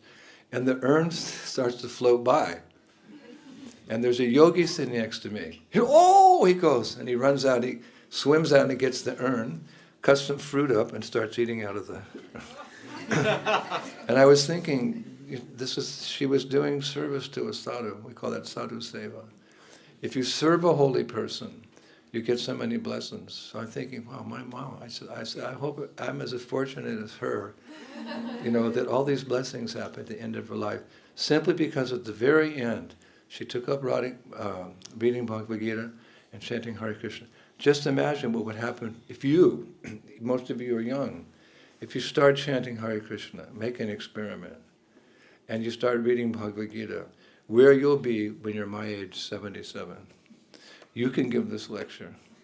You can chant Hare Krishna, and you can help others on this transcendental path back home, back to Godhead. Okay, so let's celebrate. Life is meant to be this type of celebration. Before we sing, we always say thank you to the incarnation of Krishna, who appeared in this age, Lord Chaitanya. We sing some prayers to him, and then we'll sing Hare Krishna. Okay? Hare Krishna.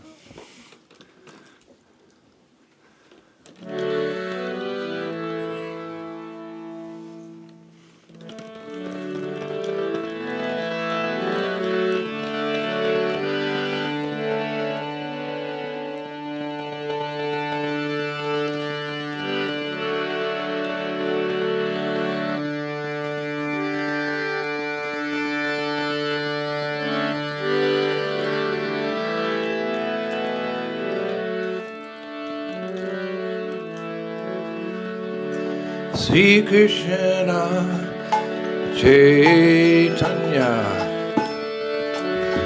Prabhu Nityananda Sri Advaita Gadadhar Sri Vasadi Gaur Bhaktivinoda.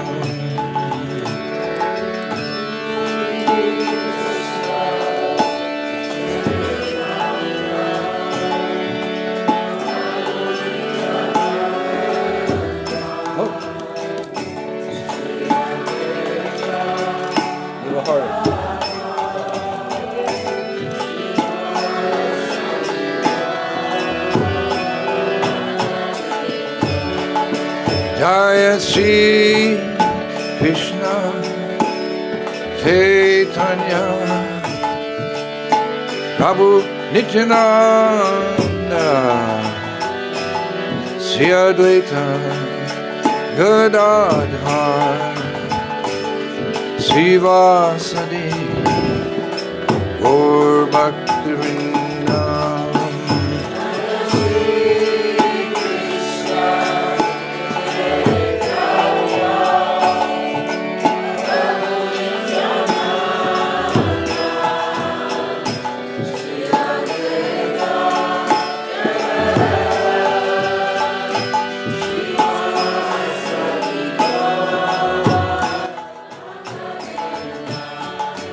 Jaya Shri Krishna Chaitanya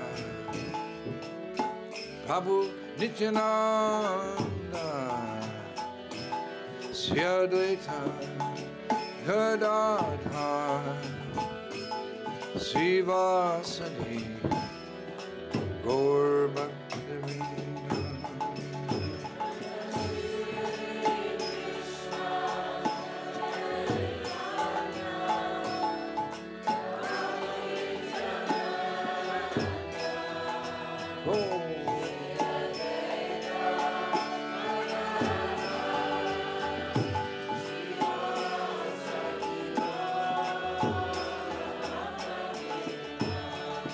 Jaya Shri Krishna Chaitanya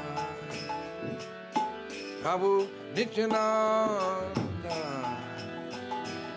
Sri Advaita Gadadhar Srivasadi Gaur Bhaktivinoda Hare Krishna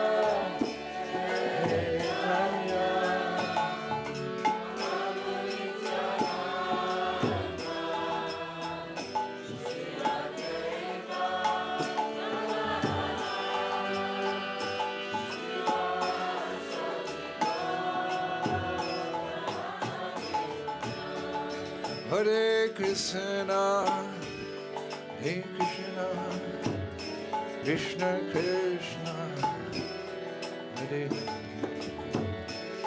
Hare Rama, Hare Rama, Rama Rama,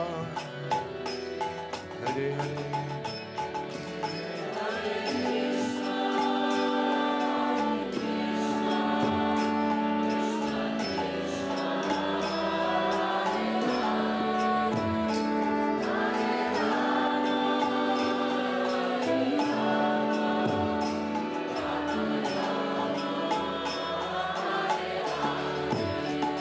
Hare Krishna, Hare Krishna, Krishna Krishna, Hare Hare Rama, Hare Rama, Rama Rama, Hare Hare.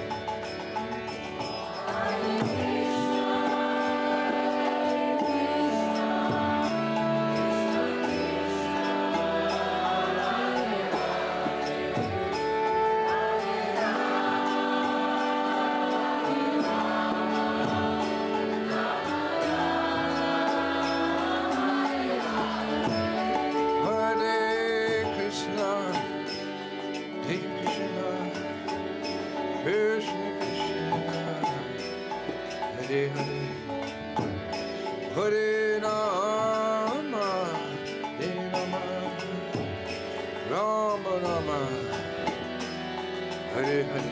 Oh.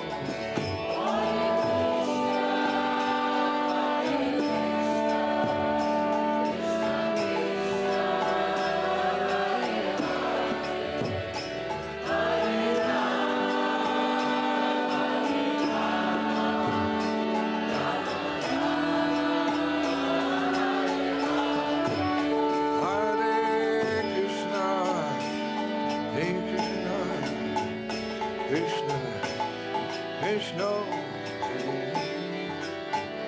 Hare Rama, Hare Rama, Rama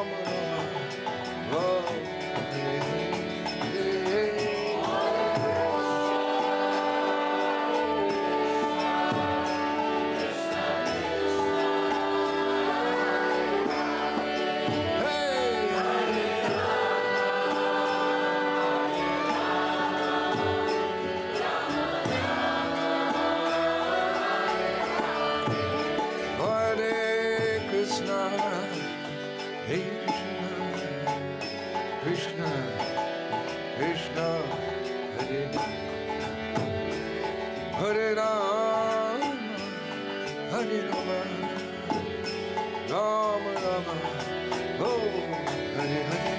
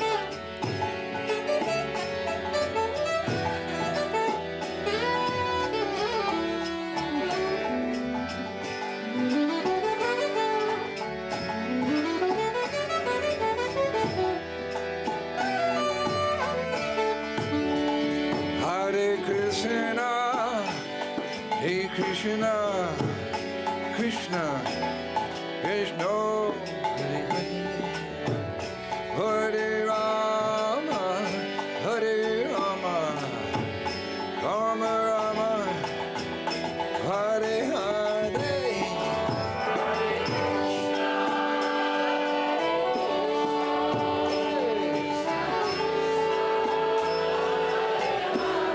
Gaur Prem.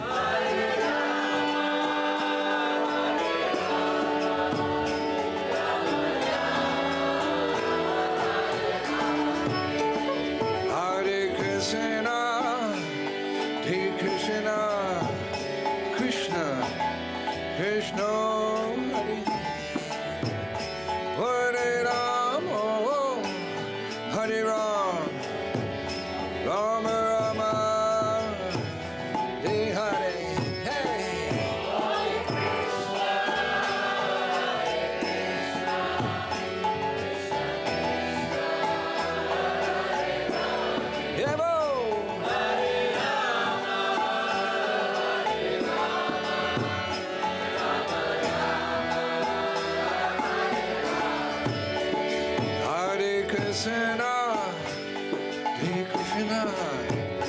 Krishna, Krishna, Hare Hare, Hare Rama, Hare Rama, Rama Rama, Hare Hare, Hare Hare.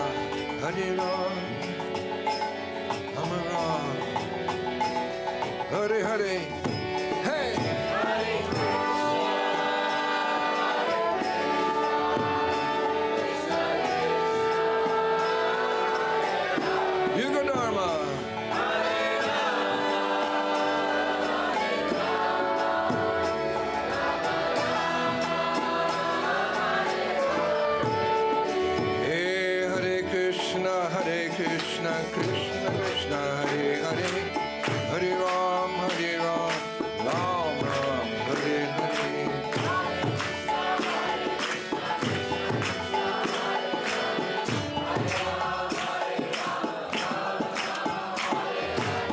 Krishna Hare Krishna, Krishna Krishna Hare Hare, Hare Ram, Ram Ram,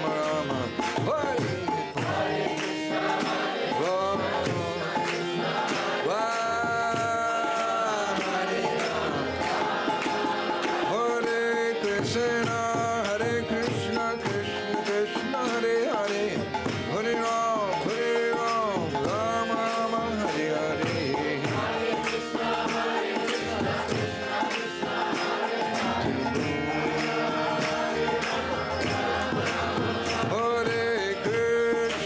Hare Krishna, Krishna Krishna Hare Hare, Hare Ram, Ram Ram, Hare Hare. Hare Krishna, Krishna Krishna Hare Hare, Hare Ram, Ram Ram, Hare Hare. Krishna Krishna Hare Hare, Hare Ram, Ram Ram, Hare Hare.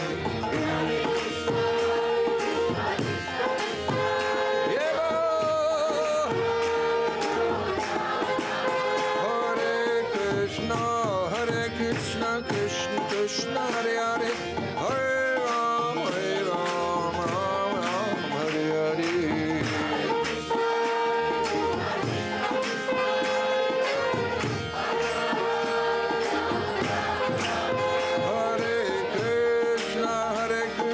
Krishna Krishna Hare Hare, Hare Ram, Ram Ram, Hare Krishna, Krishna Krishna Hare Hare, Hare Ram, Ram Ram. Yeah, bo!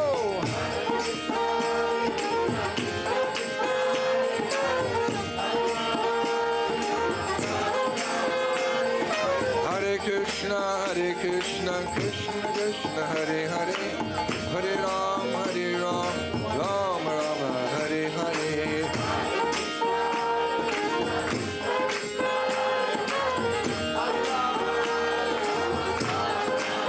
Oh, Hare Krishna, Krishna Krishna Hare Hare, Hare Ram, Ram Ram.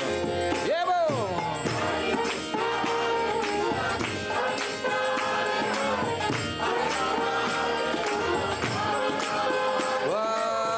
Krishna, Krishna Krishna Hare Hare, Hare Ram, Ram Ram, Hare Hare.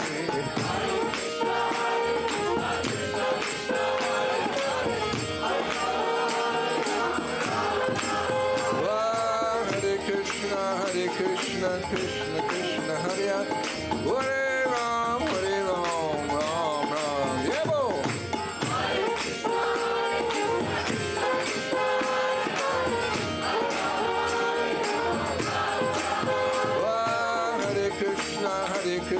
Krishna Krishna Hare Hare, Hare Ram, Ram Ram. Hey!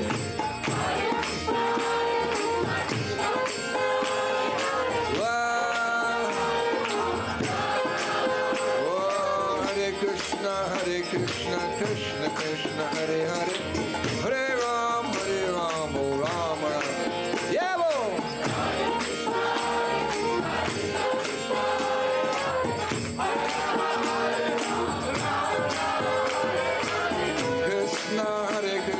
Krishna Krishna Hare Hare, Hare Ram, Ram Ram, Hare Hare.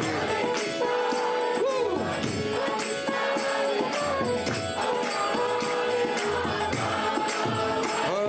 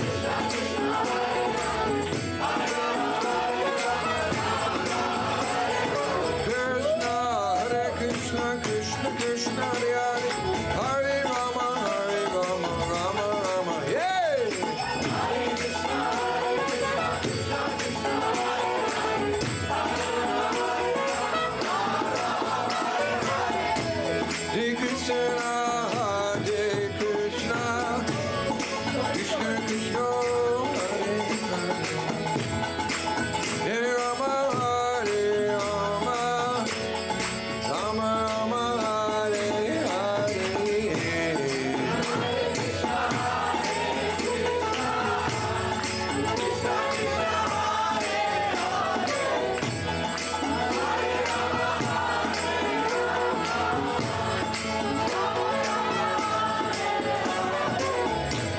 Hare Krishna, Hare Krishna, Krishna Krishna, Hare Hare, Hare Rama, Hare Rama, Rama Rama, Hare Hare.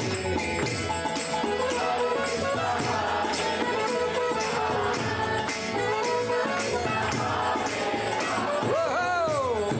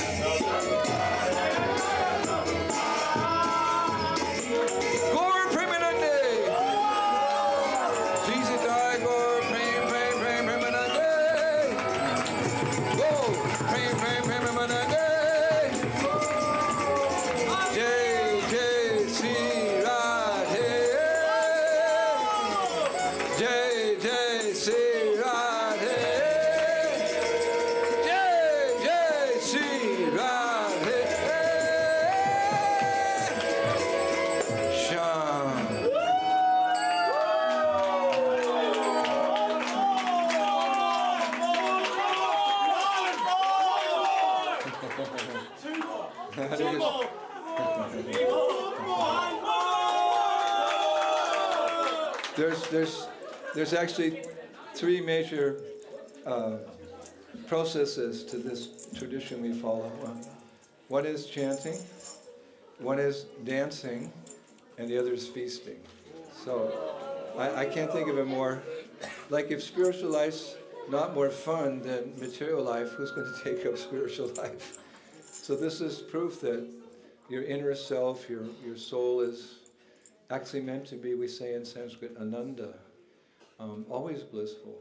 And there's that famous quote, happiness is within. But how to tap it?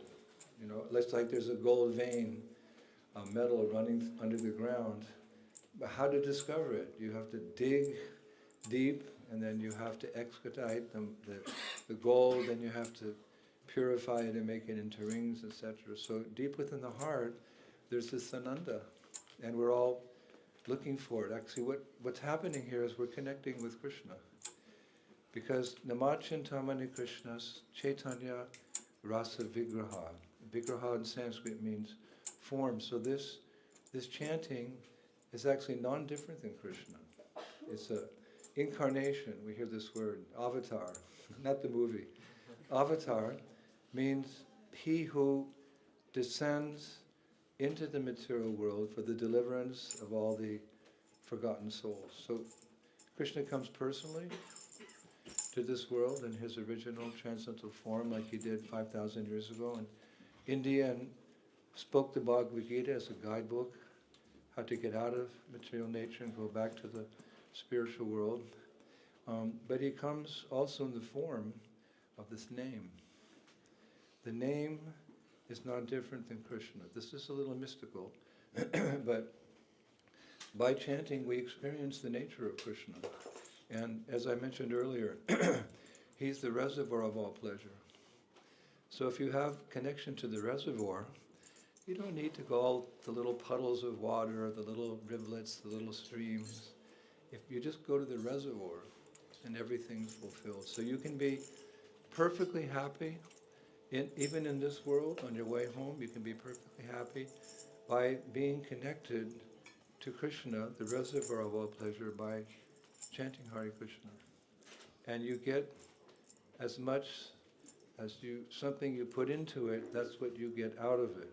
So I would recommend you don't just think of this as a kind of a special day, you had fun here, and this interesting and so forth. Take it seriously. This is the joyful process of going back home, back to God, and back to the spiritual world. You just, as much as possible, chant Hare Krishna, Krishna Krishna, Hare Hare, Hare Rama, Rama Rama, Hare Hare. Here in our community, we're from all parts of the world, so it really is a universal process. It's not just meant for the people of India. It appeared there, but it's actually meant for the whole world. And you've had that experience this evening, how nice it is to chant, and it's like this every time. Believe me, I've been doing it 54 years, and I spend hours every day chanting, and I either I'm totally crazy or I'm onto something. So we do this regularly here in this hall.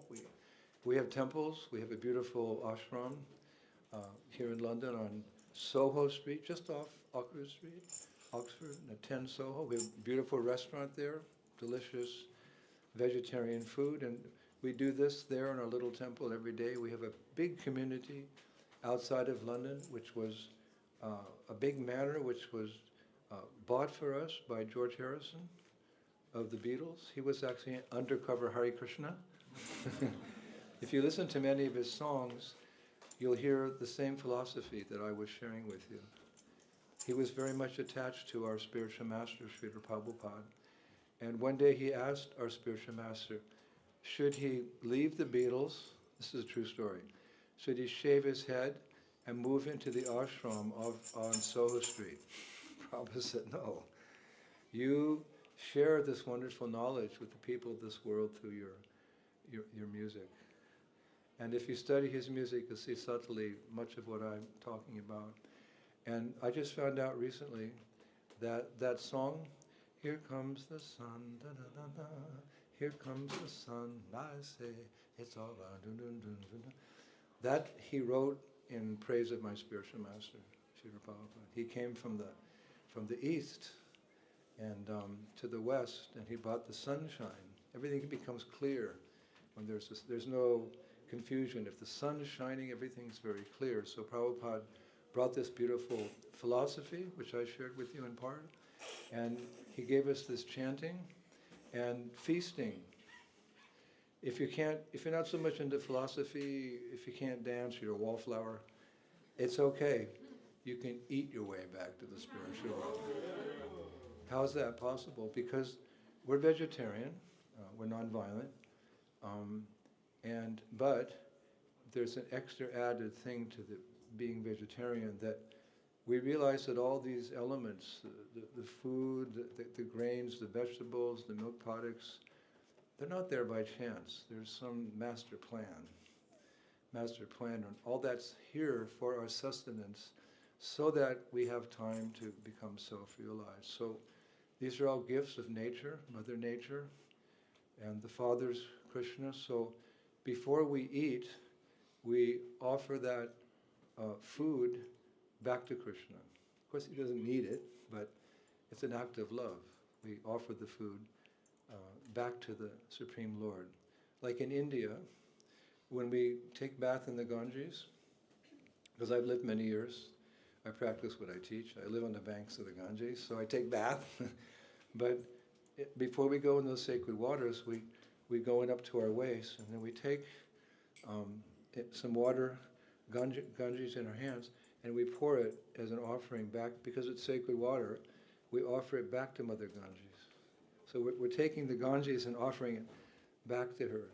So it's not easy to say thank you to Krishna. He says you can offer me with love of fruit or flower or leaf. You don't have to be rich or famous. It's just this act of devotion, this act of love, which we're cultivating in our lives, is called Bhakti Yoga, the topmost yoga system. We want to awaken that divine love for the Lord. So we say thanks. I mean, again, my mom, when I give her a present from one of the neighbors, she says, son, say thank you. Thank you. No, thank you. Thank you. Thank you. Thank you.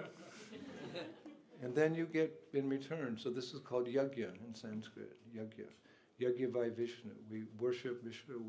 We thank Krishna. So when we buy the elements in the store, the grains, the food, we take them home and then we cook according to many beautiful recipes from India, but we don't taste the food when we're cooking.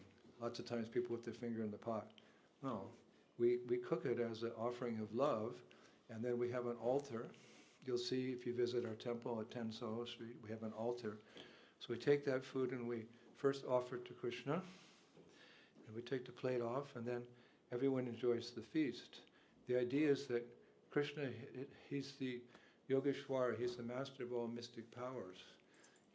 Although he's very far away, he's very near as well, like he is in the form of his name. So he accepts that food, it becomes spiritualized. The food we eat is not just, vegetarian, but it's blessed. It's like if you take a cold piece of steel and you put it in a blazing fire, you leave it long enough, you take it out, what is it? It's fire, by association. Cold steel can become fire by associating with fire. So that which is offered in love and devotion to the divine, to the supreme, to the person who created it and is all maintaining it, that food becomes spiritual. And if you eat it, you make spiritual advancement. It's another concession for this age because we're so lost. But by chanting, by dancing, and then by eating this food, Cheto, Dharpana Marjanam, all the impurities that just washed away. And that prema, that bhakti, that golden seed of love that's deep within the heart, it begins to grow into a beautiful flowering bush of love and devotion for the divine. So we're very careful about what we eat. We know that the person who cooks it, his consciousness goes into the food. This is another subtle transcendental fact. That's why I don't eat in restaurants. I've been in the back of restaurants. I see people, they're smoking and slobbering and just talking about this. You know, that consciousness goes in, and you eat that, and your consciousness becomes affected. So all that we do, all that we eat, all that we give away in charity, we're all doing it as act of love for Krishna. So I think today's probably not a big feast.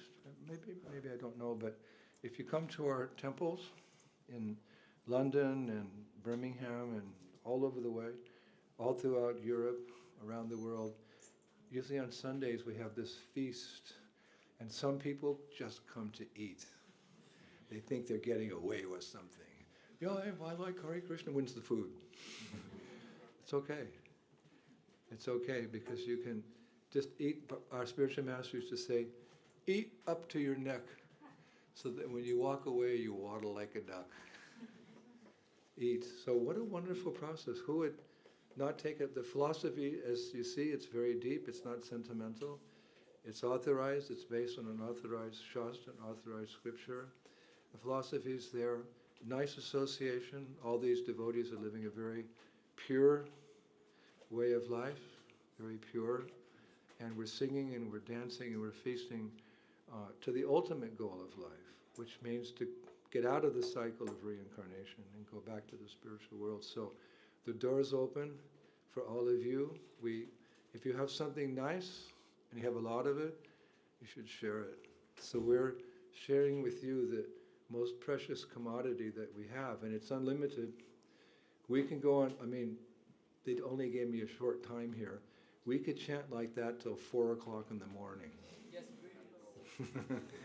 So we do that sometimes, but not tonight. And you know, you can chant, you can hear the philosophy, you can eat for a couple hours, but altogether, what a wonderful process of becoming spiritually enlightened. So take it with you, this experience, and chant and read Bhagavad Gita and come back again and again and again. We love all of you.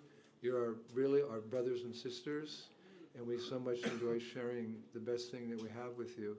And thank God it's unlimited.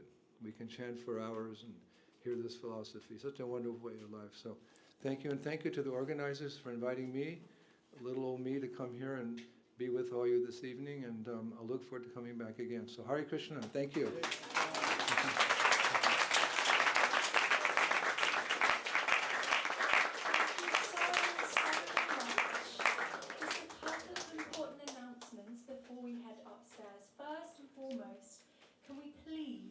One more time, show our deepest appreciation for Indradyumna Swami for the most beautiful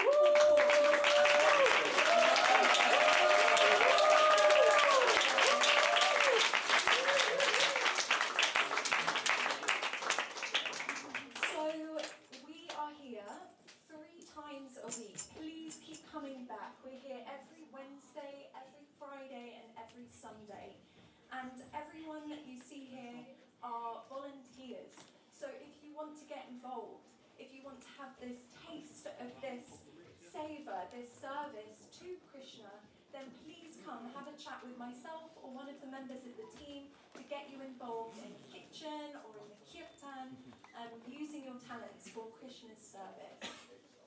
And then stay in touch with us. We have a podcast, Instagram, WhatsApp, and Soundbath Sundays. So scan those QR codes to stay in touch and continue this beautiful journey.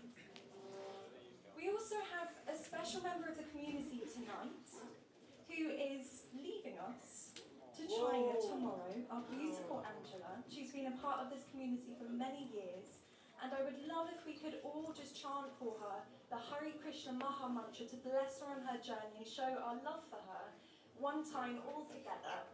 Hare Krishna, Hare Krishna, Krishna Krishna, Hare Hare, Hare Rama, Hare Rama, Rama Rama, Hare Hare. And finally, so tonight, Indradyumna Maharaj spoke about this most incredible gem of Vedic knowledge straight from Krishna, the Bhagavad Gita. So if you'd like to pick up a Bhagavad Gita tonight, please do, for yourself, for your friends, for your family. We have a lovely The lovely apramea is going to be at the back, I believe, by the bookshelf. So please go ahead and grab yourself one of these books before they go. We haven't got unlimited copies here, so snatch them up while you can. And Krishna willing, Indradyumna Maharaj, if he'd be so kind, you know, he spoke tonight about how the Bhagavad Gita offers the perfect answers to the perfect questions. But we have the real treasure tonight, Indradyumna Swami himself, who will offer the perfect answers to your questions. So please make the most of this once-in-a-lifetime occasion of him being here tonight. If you have any questions, any reflections, please do come by.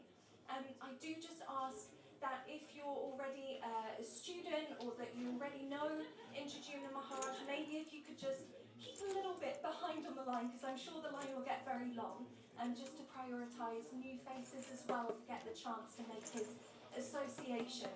So could we please, one more time, from our hearts, give a massive round of applause to the incredible, transcendental Indradyumna Maharaj.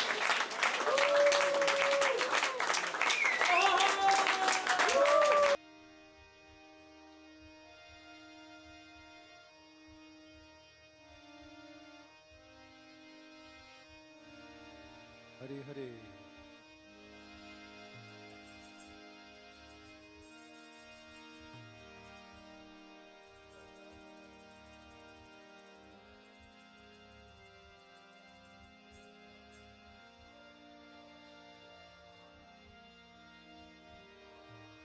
Nama Om Vishnu Padaya Krishna Pristaya Bhutale Srimati Bhakti Vedanta Swami Iti Namine.